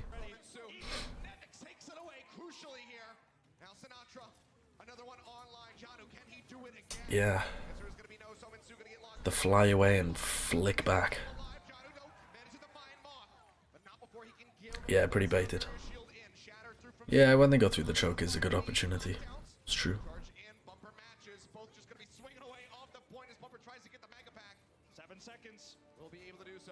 Hey, Lord X Thought H. Lord X Thought H. Oh, this was a fucking nuts fight, actually. This is the final fight and it's fucking bananas. So, Nevix eats an ult from Sominsu. Twilight uses trance for reasons relatively unknown. They still have rally going and they push forwards. Nevix eats the grav. Now they have a sound barrier and a rally and a grav to push with, so San Francisco Shock are in a great position here. Titans back up. Grav goes in. Sominsu dies. Nice defensive self-destruct. It does kill Moth, but he uses sound barrier on everybody. So they still manage to trade the pick onto Haxal. Shatter gets used. Bumper should die there. I think this is really poor focus fire, actually. When Super goes aggressive here, they should all be fucking Bumper up. But instead, Violet and Sinatraa, in fact I don't know what Sinatra's doing, but Violet starts trying to kill Janu. And Sinatra's doing damage to the others that are in front. Well, they do kill Janu eventually as well. Fire Strike In actually gets a shit ton. And Architect ends up dying because he tanks Bumper's thing. It's nuts.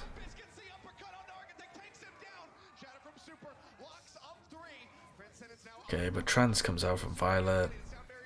Sound barrier from Slime. But this is nuts. They don't focus Haxal and gets a lot of work done. Oh, what a fucking bananas fight. Twilight gets Trance in 30 seconds? Really? Jesus Christ, yeah he does. He's on 0% with 29 seconds left.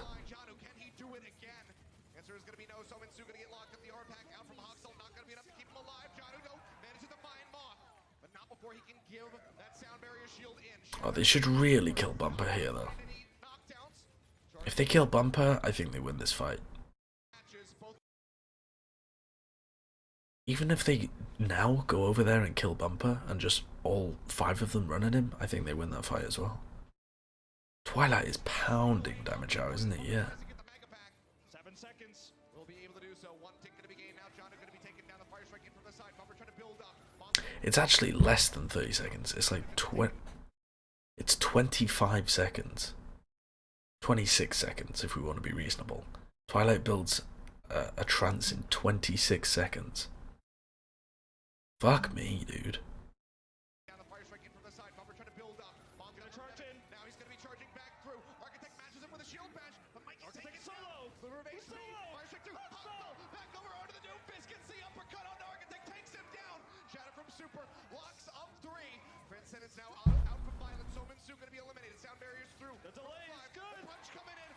Crazy.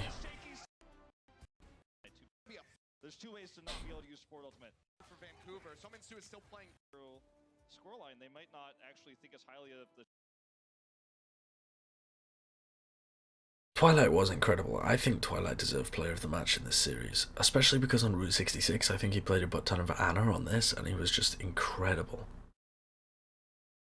Even if they win, the best they can hope for is a draw, which is still a loss. Yeah, that's true. That's true. No, wait.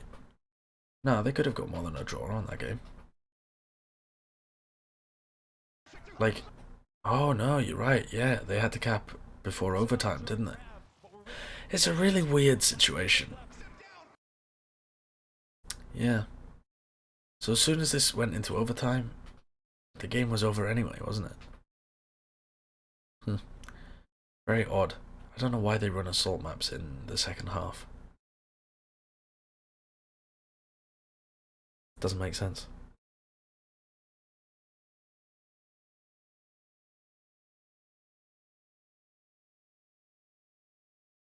And then potentially a swap. We'll see if he sticks onto this. Still playing back in the diner. He's taking a couple shots. He's looking here, but yeah, will just be the swap over onto the brig. Figures. It's pretty tough to run Ana in this. Should be assault first, then hybrid to get the draws out early. Yeah. From Vancouver, hack in, looking for super. Sominsu going to be jumped on instantly. Gets the armor pack into the back and has the translocator, so we'll be safe. Historically, it's been Haksal who plays the Sombra in these flex compositions, but it's Sominsu who has to pick up the slack here when Divas need to flex. Janu will be going over to the Zarya. Very rare for this squad. After analysing these maps, do you still think Shock is tier 1?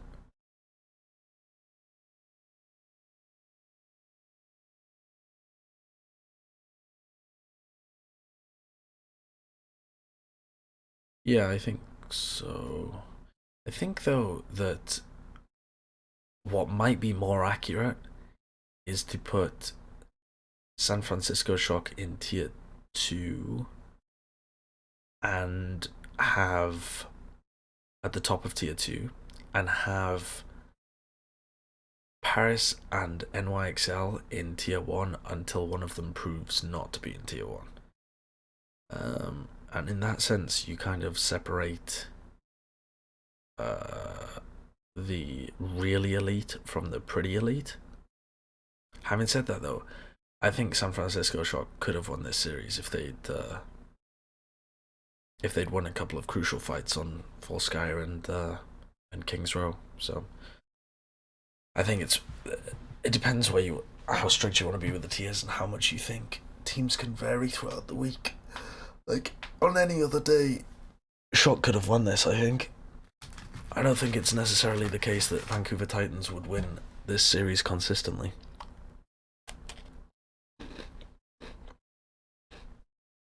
I have no idea, T. Francis.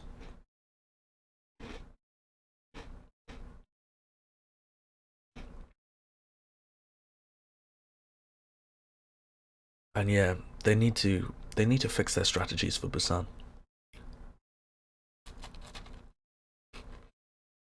Did you see DeFran call Janu's Diva as levels above Meko's Diva?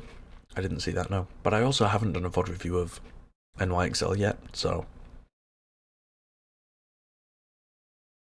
I don't think NYXL and Paris have proven to be solid to Icelandic. Shock have played against better teams than NYXL and Paris. NYXL and Paris look like they're really good, but they haven't actually faced top teams and proven it, you know?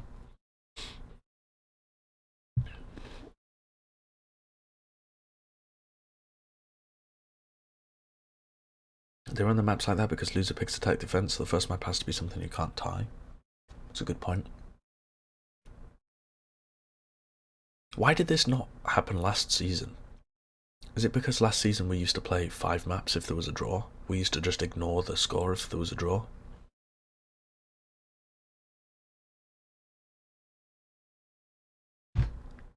Thank you, PL Head.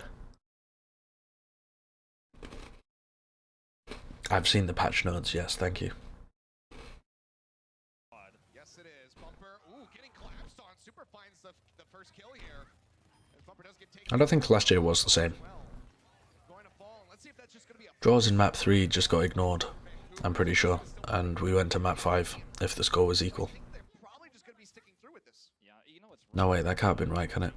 Draws must have been like this. running Sombra right now, because that's Last season there were home and away teams, so you could run a draw map on the first run. Oh, players, but that's not something you want to show after. is that what it is? They're going to stick with this though. Huh. They may be able to recover here. The EMP is almost ready. Summons Sue at the back.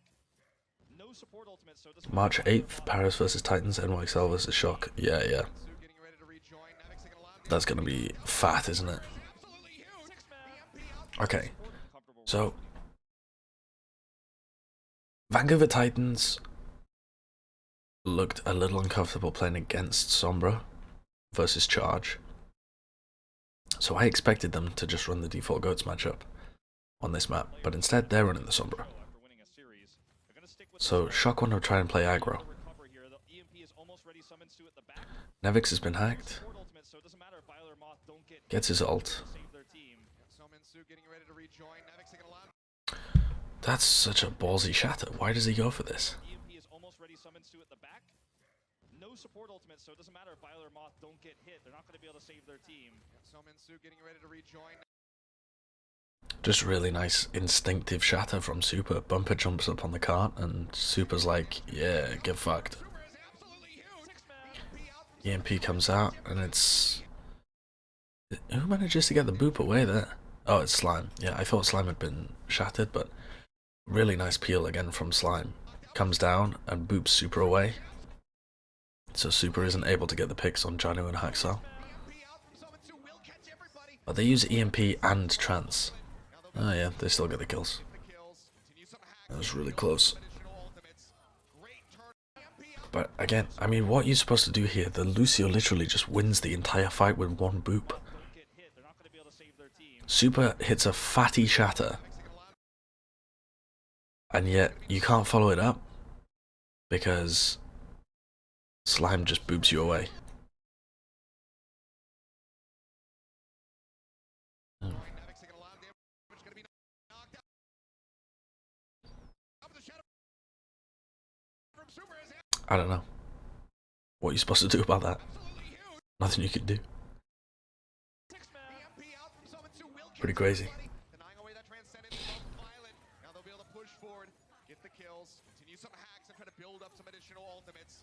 Great turnaround here. Transcendence, one of the big The pasta has overtaken the stream. They don't have any ultimates to This is now just a spaghetti factory. Violet and Moth were both hacked, but that's irrelevant when they couldn't follow up with heals anyways. You know, there's two ways to not be able to use support ultimate: getting hacked or not having one. And then the follow-up shatter there after the EMP, really brilliantly done. Now Bumper's got another one ready here. grab gonna be coming down though. John gonna be So this is what Titans tried to do against Charge, Having one. and Monty and Doa were like, Shatter there. I don't really agree with this. Why have they gone so aggro? Bumper's got But another one ready here. if you remember, this is what Titans did when the defensive team had EMP active. Here, Shock are just going aggressive and finding a solo grab, so they burst out really quick. Speed boost used, find a grab onto Janu, and just melt him instantly. And then they also managed to find Haxal as well. So they just want to play as aggro as possible against the Sombra comp. shatter from Bumper, not gonna find anything. He's just sitting still. He's like, okay, just kill me. It's fine. Take point A. Doesn't matter anymore. Slime gonna get picked off right here at the end. 15 on the clock. That Stuart Little copy paster is fantastic. Yep. And Violet here, really nice control of this choke. Just going to continue to look for damage. I have seen the patch notes, yes, thank you guys. Thank you for keeping on reminding me. Tossing in like that 'cause if you only damage someone, you Wait, have there been patch notes, guys? if you get a kill, it's amazing. No way. It's crazy. This was what I thought was really weird about Violet. This was one of the situations I noticed live that seemed mad strange. What's Violet doing there? Why is he there? He was positioned here, and instead of walking back with the rest of his team or going back to card, he takes a position over on top of gas, or over on top of this garage. If you get a kill, it's amazing. And then he just gets killed by the Sombra.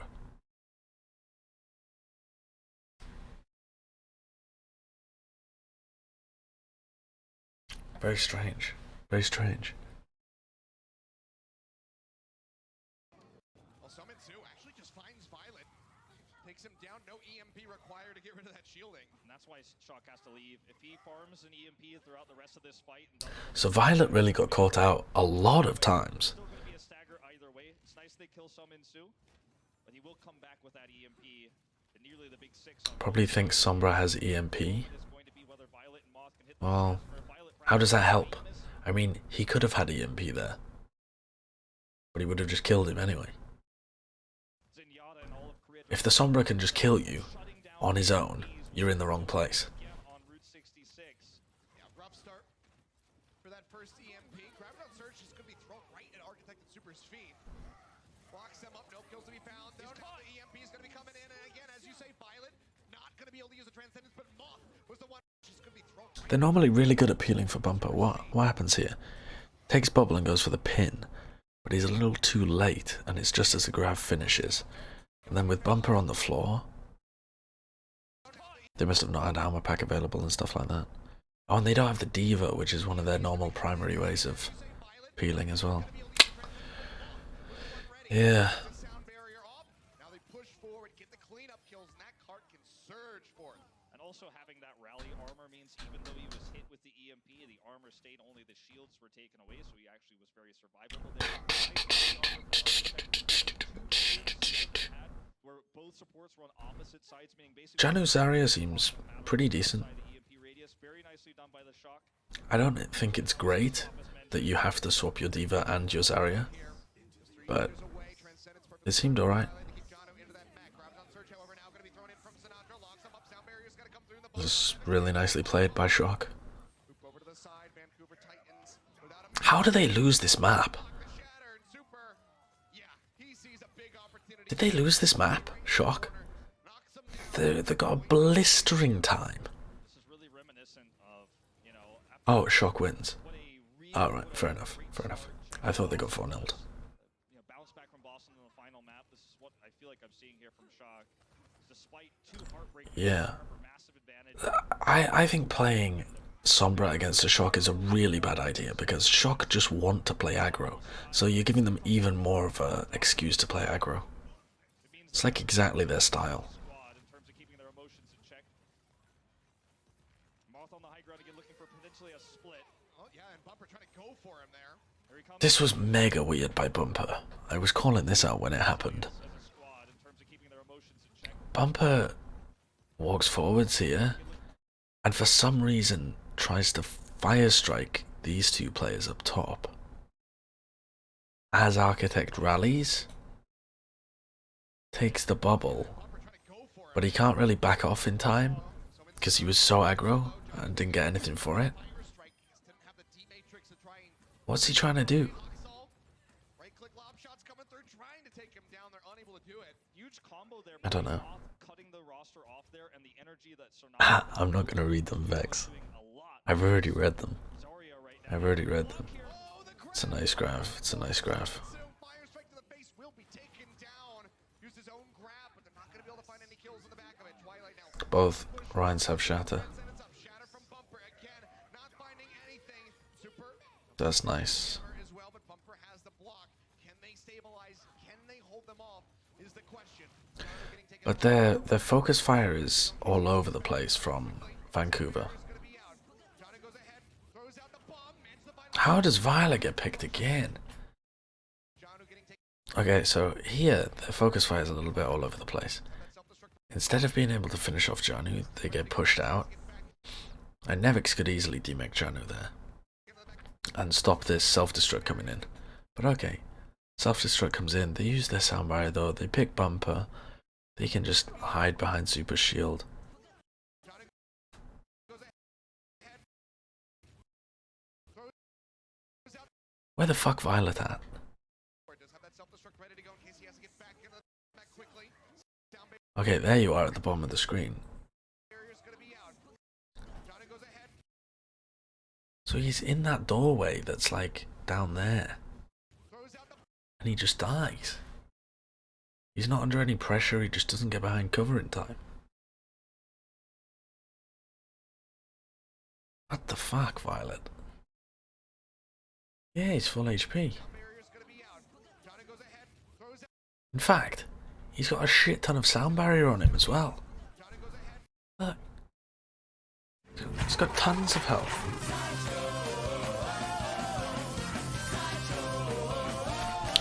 Fuck it now. Thank you, I'm Jade for the tier 1 sub. He must have thought that he was out of range or something. But what a miscalculation. Because even if... I mean, it's not like he was low health and only just died. The dude had a shit ton of health. So he actually must have been pretty close. Like, he's well within range of dying normally. I don't fucking know. That's, Jesus Christ. Super gonna be taken down, but Sominsu's gonna be taken out as well. Bomb from Nevix zones him back the cart. Just 2.73 meters left to go. Jono, the one playing forward, trying to deny away this damage. This defensive spawn advantage is surely gonna win, though. Twilight answers back, finds the kill. Transcendence gonna be on Right? again, and it Yeah. seems like Vancouver have done it. We'll be able to get the stabilizer. Twilight's an absolute pogger.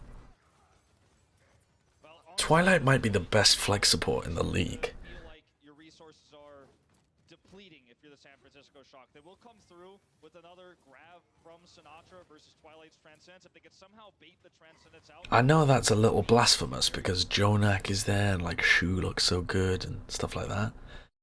But Twilight is so good at Ana and really fucking good at Zen. His ults are pretty much always at the right time. I think it's between him and Jonak. I think Shu's up there as well, honestly, but I think really it's between Twilight and Jonak.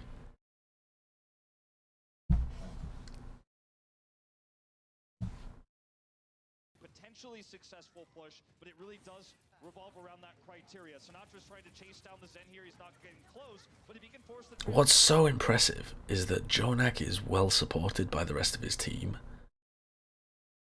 and Twilight supports the rest of his team, but Twilight has as much or maybe even bigger impact.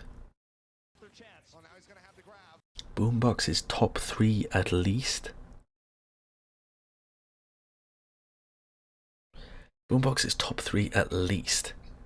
So he's already in your head better than Twilight, Jonak or Shu.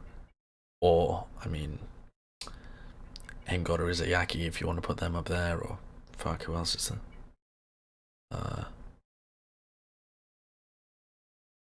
Who else is there on the top teams? Shaz, I suppose. Oh, Bedoshin as well, he's really fucking good. Okay, anyway. Alright. Yep. Energy not gonna be fantastic. Pins that straight into the back of the cart. Hoxel's gonna be taken down instantly. A lot of damage. A little bit too late with that Transcendence to try to keep the Brig alive. Moth into the back, gets the boot there on a bumper, pushing him up into the air. The Shatter comes down, and John is gonna get locked in. Answering Shatter out, manages to find Nevix and Architect. The Transcendence again is there from Violet to keep them all alive. Now Twilight and Bumper going to be eliminated. Vancouver Titans this time. I don't think they're gonna be able to stabilize. Nice armor pack on Sinatraa, and then super leaps in front of him. Oh, look at this. That's nuts. Fucking hell. Goatee, thank you for the Twitch Prime sub. Alright.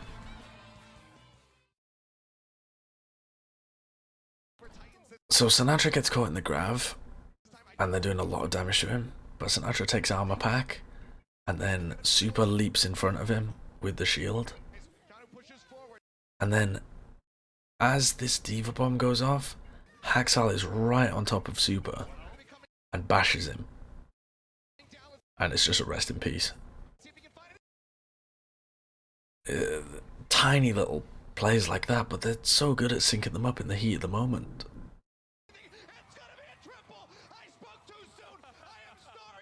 It's nuts. Janu insane here on the defense, will not be able to remake, will have to swap, but because he just used his self-destruct, he's not going to be losing any. Yeah. Have to give credit where it's due to Moth, trying to set up Super's last shatter. He went for the back door there with the right click to try to set them up to knock Bumper up, but the shatter did not. Yeah, that's the communication though, and Haxal's opportunism is so good. This is one more shot now they've got. As he does time and time again, but 3 ultimates. Like, it's not really Janu's play, it's Haxal's. But also the fact that the whole of their team was working to set it up was... Yeah, they're just all on the same page. Twilight trying to get those hits. Has picked him off. It's ready. Before. Grab is ready. Bomb's gonna open things. Nevix throwing out the Hail Mary. Tries to make it back into the back. Seems like he's gonna be able to do it. Now the shatter comes in from Super instantly. 3 members gonna be disappearing on the side of Vancouver. Janu pushing back around, but no bomb, no hope, no transcendence for Twilight. They will get the finish here on Route 66. Who has the best tank duo in the league? Very close call there, but they do have a one last coordinated fight. Probably Bumper and Janu. Well played. Other than Haxal, who's actually a top tier brig in the league. Kib is pretty good actually. Nicely done. Shock, yep. Let's see if they can have it when we come back. Libero's not bad.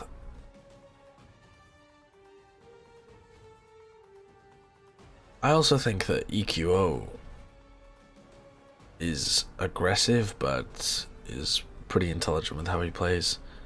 I think most people just remember him getting caught out a couple of times in their games, but I think EQO will prove himself as a good brig. Prophet was good last year, but his performances in week 1 on brig were not good actually. You had to adapt quite a lot from brig that could bash through shields compared to brig that can't. Guard is actually good. There you go. Yeah, guard was alright.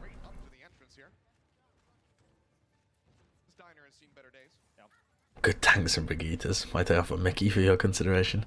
Thank you, chat. Yes, brilliant. Thanks, everybody. Yeah, Prophet's a Zarya now.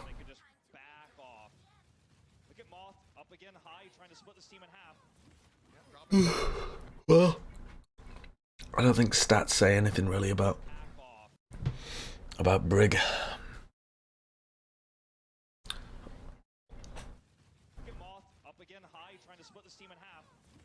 Drop it down. Slime going in for a boop. Gonna be displacing. Architect gonna be taken down now. Nevix losing out on the back. How does this go so badly, so instantly? They just don't disengage. They isolate Architect, kill him super quick. Fair enough. Architect gonna be taken down now. Nevix losing out on the back. And this will be Mano and Meko is a good shout. get that cart rolling. Yeah, I think Mano and Meko is probably the second best tank line in the league. But he himself will not make it out alive, so the cart can start pushing. One of the trade-offs there, I mean, he was very unlikely to survive, but one of the trade-offs in a moment like that with Zarya is, do you want ult charge or do you Gegri hasn't played Zarya for a long time, in this case, and they need a diva in their comps. last second there to make sure he could build as much of a grab as possible. As a result, he's actually Do you think Repel will ever see playtime? I'm not sure. But as we move into this next I don't know. Repel is good, but Twilight's just fucking nuts, isn't he? Yes, I'll be streaming during this week's games. Popo and Dako are alright. I know Meko more flexible than Bumper and Janu. It's true, true. Look at the stat. What is the stat? Oh yeah, I'm just talking about this meta. Toblerone 69.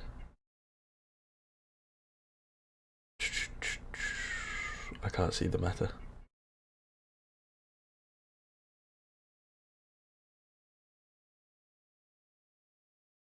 Go back a bit? Oh, you mean... Oh, I was looking in the chat.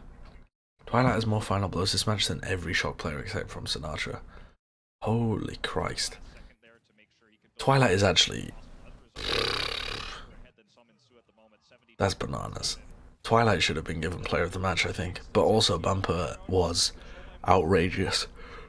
very fitting name for this Lucio seems to quite literally fly and split teams in half. Has been phenomenal all series long. Violet taking a bit of damage. Sinatraa stunned up for a moment there. Got knocked down below half HP, was looking pretty scary for him. Graviton Surge gonna be coming through, so Minsu opening things up. Double kill off the pin, all three supports disappearing. I'm not sure why they don't fight earlier.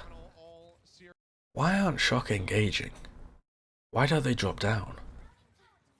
Violet taking a bit of damage. Sinatraa stunned up for a moment there. Got knocked down below half HP, was looking pretty scary for him. Graviton Surge gonna be coming through, so Minsu opening things up. Double kill off the pin, all three supports disappearing right off the bat. That's just gonna be the wipe. What a stylish way to roll into A.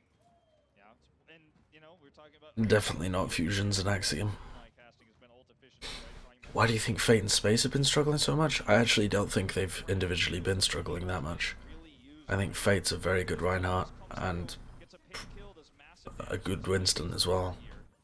but Fire is still online, And I think Space has been doing a good job on Diva. combined everything. I think their support line is It's actually wasted making a lot of mistakes, and Valiant's ult economy is what Vancouver Titans is all about.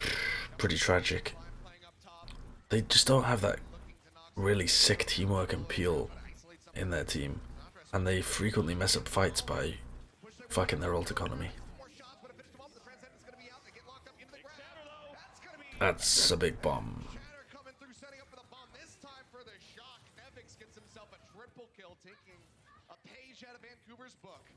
Now, it took a long time when this meta was happening in contenders. Yeah, Valiant's Diva bomb combos aren't particularly good, but their support ults are always messed up. Nevix was subbed in, right? And clearly he's one of the experts at this. He makes it happen too, and I think we're going to start seeing a lot of these across the league. I recently tweeted that I think Mano is the best tank in the league, Keep them contained. but as a tank duo, like, both of the players on Titans are so fucking good, and the way they work together is so fantastic. On the high ground, pin coming through. Bumper gonna get melted down. The sound barrier just a fraction of a second too late. So Dumped in, looking for the kills, but not gonna be able to find it. I think Shock remain it's probably between Mano Meko and Bumper Janu, but maintain control of this spawn. It was a I don't know. start for the Vancouver Titans in terms of At the moment, I would say Bumper Janu. San Francisco But NYXL haven't really had a chance to show their best. They haven't played against any great teams. spawn cap. Sinatraa doesn't have high energy, but he's just looking to finish off this grab. The Titans are going to wait. Are you losing weight? Gotta eat healthy out there in Visa Hell? I think I am losing a little bit of weight, yeah. Knock down the half. I think I lost something like 3 or 4 pounds over the last couple of weeks. No, over the last like The Transcendent's out from Violet versus you. 3 or 4 weeks. Twilight gonna be matching. Graviton Surge thrown in by Sinatraa, but But Violet's gonna be the first one taken down. I could have done to lose a couple of pounds, so that was fine. Barely trying to be able to survive, but will be taken down. Architect only able to answer for one. Vancouver can finally start pushing again. We've heralded Violet as How big of a hit do you think Goats takes with the new patch notes? It looks like a fairly significant one, doesn't it? Transcendent's timing. It looks pretty big. But unfortunately, this is one of those violate the opportunity to get When am I playing more Fallout, Dark Souls, Dead Space, something similar like that? When I get back to LA. This computer actually can't handle any game like that. I've done something fucked to the CPU. Either the CPU or the GPU is just broken, because it used to be able to run Overwatch at like 160 frames per second, something like that. Maybe more like 100. And now it can only run it at about 25. So something broke.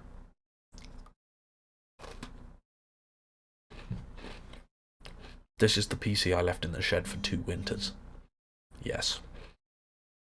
advantage. Whoever pulls the trigger first is going to be slightly disadvantaged, and it works out in their favor. Here's a grab. Oh, grab thrown straight in on the exit. Sinatraa trying to. It's a nice graph. But Twilight again picks him off. Nevix with the bomb, not going to be able to find anything. We're going to be taken down. Clean up on the fight. Vancouver Titans stabilizing after being spawn camped again. Will be able to push. I have tried turning it off and on, yes. On the clock as they enter the garage. Fools Arias don't look at explosions. It could be a broken fan, yeah. Just right clicks and walks away. But it could also be the damp. By there. I think it did get quite damp. So I can imagine it Maintain high ground. really affecting the CPU. But they're actually going to come from behind, actually not directly confront the high ground, but actually force Vancouver to give it up. I really like this hold.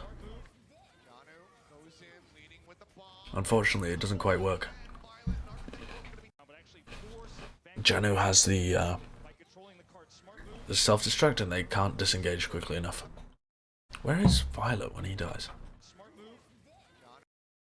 Oh, he's up on top there. There's Violet. But he's getting pressured by Slime. Slime actually boops him into it. Not his fault.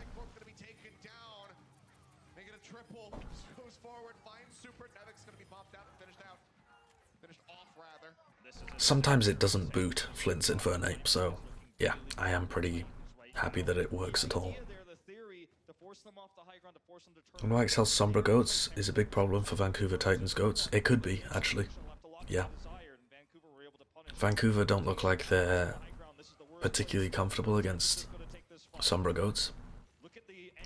Mostly because, from when I was watching them play against Charge, they just use a shit ton of ults against EMP, and then they lose anyway, so they just fuck their ult economy. But that's a really easy fix to make. You just don't invest as much when they EMP.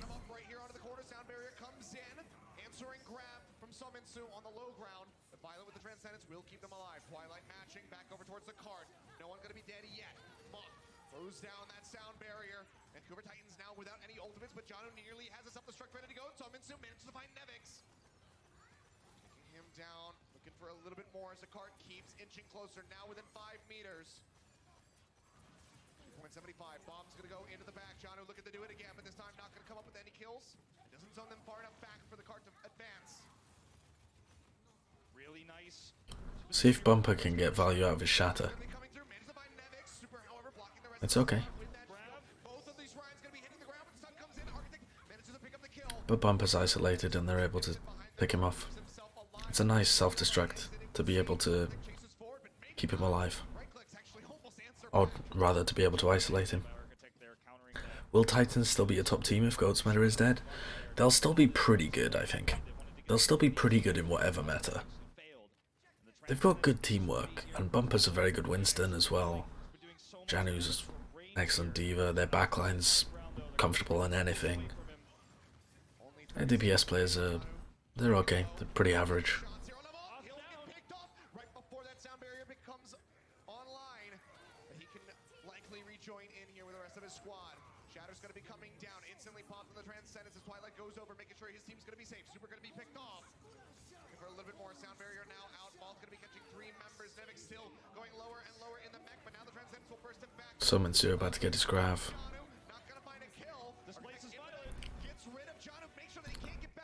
Doesn't really do much.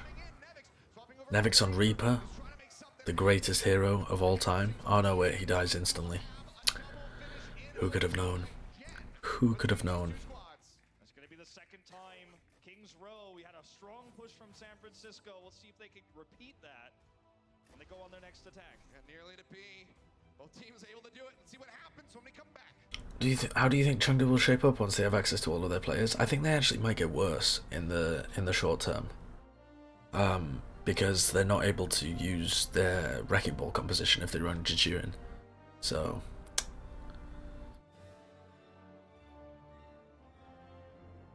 I have seen the new patch notes, yes.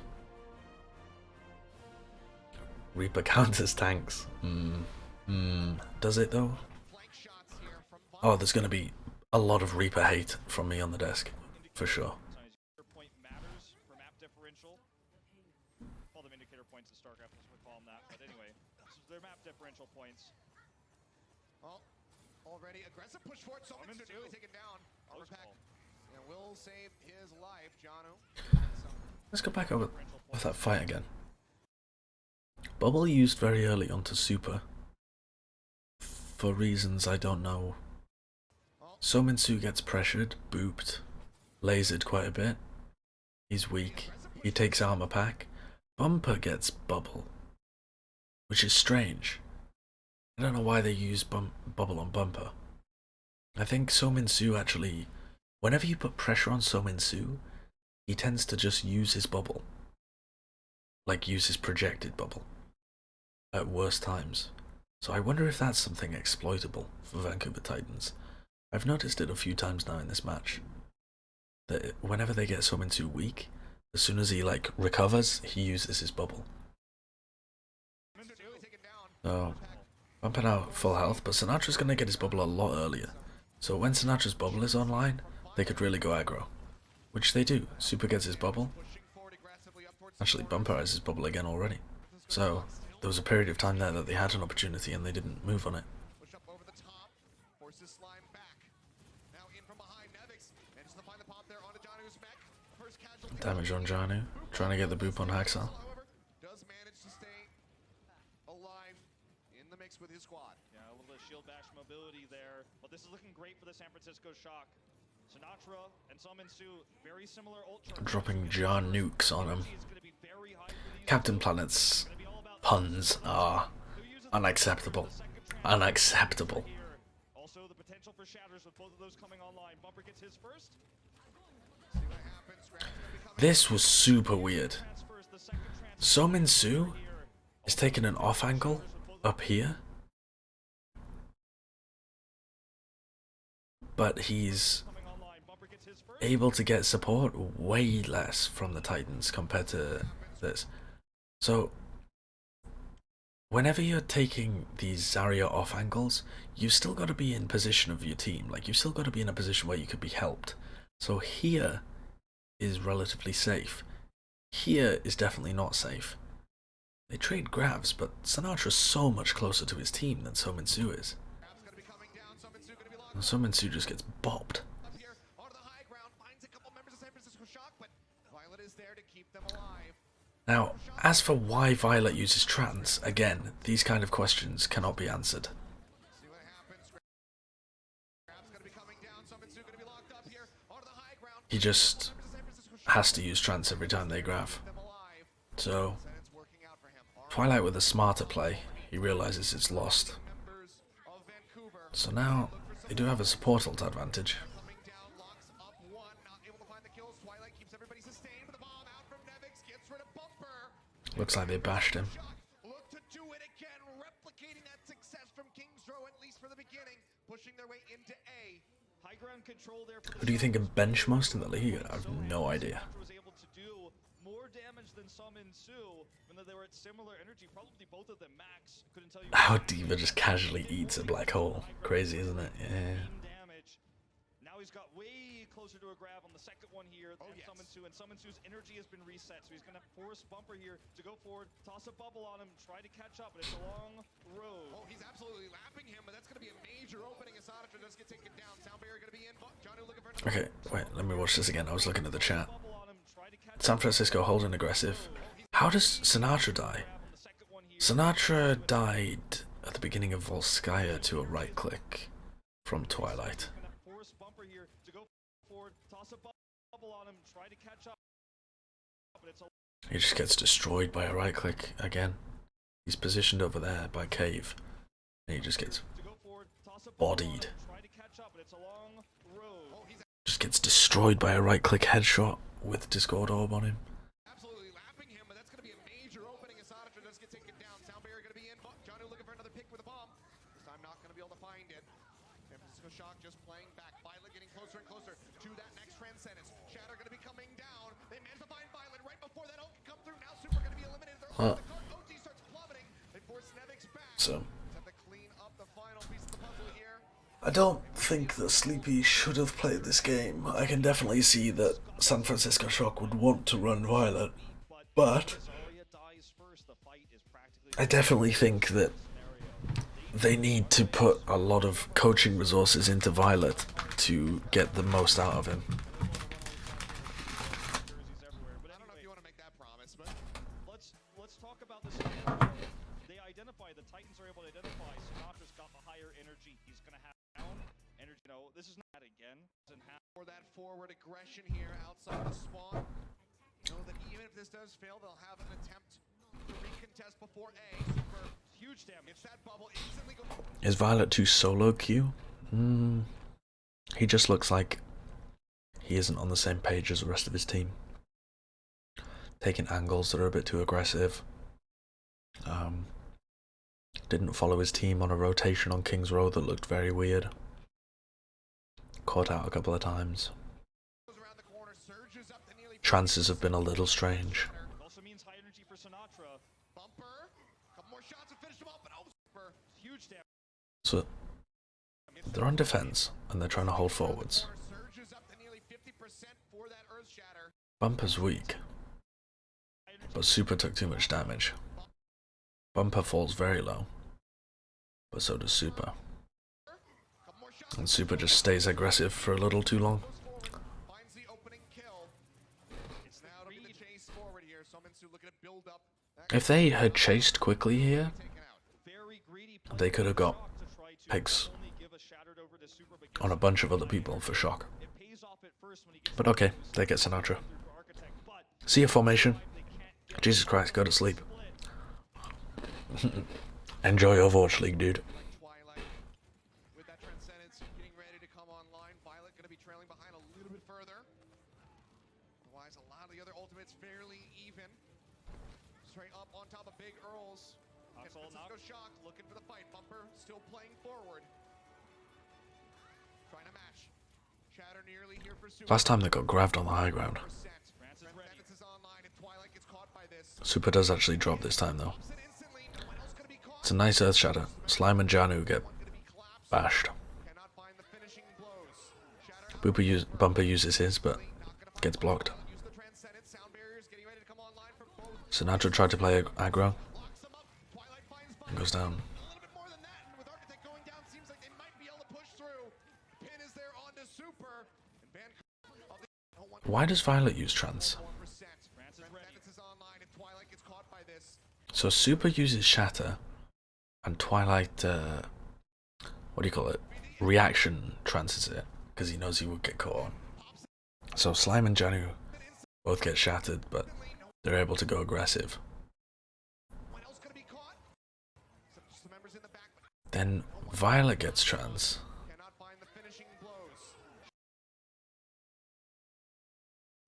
and Violet gets trance, and Reaction pops it. No, it doesn't even Reaction pop it. The Earth Shatter's already been used and hit the ground, and Violet uses it afterwards. When everyone's full health. So this is another thonker of a Transcendence from Violet. And they just can't catch anybody with it. The Transcendence sound barriers getting ready to come online for both of these loose. And then they get grabbed. So obviously they die because they've just used a trance that they didn't need to use. They might be able to push through. Pin is there. Yeah, he didn't trust Super to block, but the weird thing is, he actually doesn't even use it in time anyway. Like clearly that's why he's using it, right? Because Bumper uses Earth Shatter. But the Earth Shatter's hit the floor, and it's only now that Violet uses trance. I don't know, maybe it would have worked in time, but Sound barriers getting ready to come online for both of these Lucios. Grabs on Surge. that's unfortunate. Twilight finds Violet. Need a little bit more than that, and with Architect going down, seems like they might be able to push through. Pin is there onto Super, and Vancouver Titans will break their way through A. San Francisco Shock. They have to get to the cart before this rolls in. Despite the later trance from Violet, the coordination in this scrappy fight was definitely the Titans. Janu and Suminsu trying to gatekeep them from getting in here and blocking the cart, but there's plenty of time for the Shock to get back. They've got speed boost and they got Nevix on the Diva. They should be able to contest. The question is how and from what angle, because there's a lot of ultimates about to come online here for the Titans. This grab has to be big. It cannot be Sinatraa on the side. Yeah, if this gets eaten, that might just be it. Sun comes through. Sound barrier is still going to be there. The pin not going to be able to find Sinatraa. Shatter coming out. Nevix dropping the bomb. Look at the big slime up above. Will get taken down, and that should just be it. They cannot make it back. They're still going to be there. So what even happens here? Sinatraa gets bashed, but they run in to be able to save him. Super uses Shatter, and it hits Bumper. Coming out. Nevix dropping the bomb. Then they drop the bomb. Sinatraa kills Haxal, but Slime kills Super. With a big slime up. Bombs are traded. It gets Janu and Slime. Will get taken down, and that should just be it. They It's weird. I mean, it's just a grab bomb combo, really, isn't it? get the kills. They zone Suminsu back away from the cart. They will not allow the Titans to walk away with a 4-0 victory. Moth had some good time the Titans will plays this series. This was But yeah, you're right, he did get caught in Diva Bomb a lot. weak and Slime was clearly the better. Slime was clearly better. Twilight was clearly better. Bumper was better. But Super managed to hold his own in a lot of those situations. very same style in this very Haxal was clearly better. they're able to take the Shock out here, but it's resilience And as they're able to take although Sinatraa wasn't bad, better self. it was clearly a predetermined thing from Vancouver Titans to try and catch him out with his solo positioning as much as humanly possible. I wouldn't say Sinatraa played badly. I would just say that he got caught out by a lot of the, Huge chance here for Bumper on stage you know, as well. very decisive set plays to isolate him from the rest of San Francisco Shock. Bumper, we have Danny down on the floor, standing by.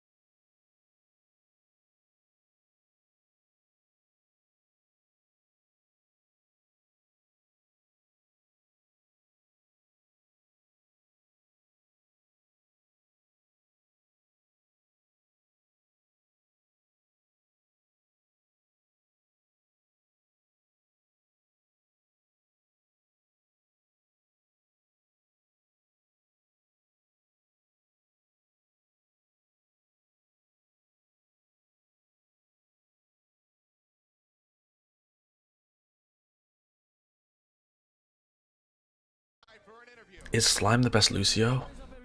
Could be.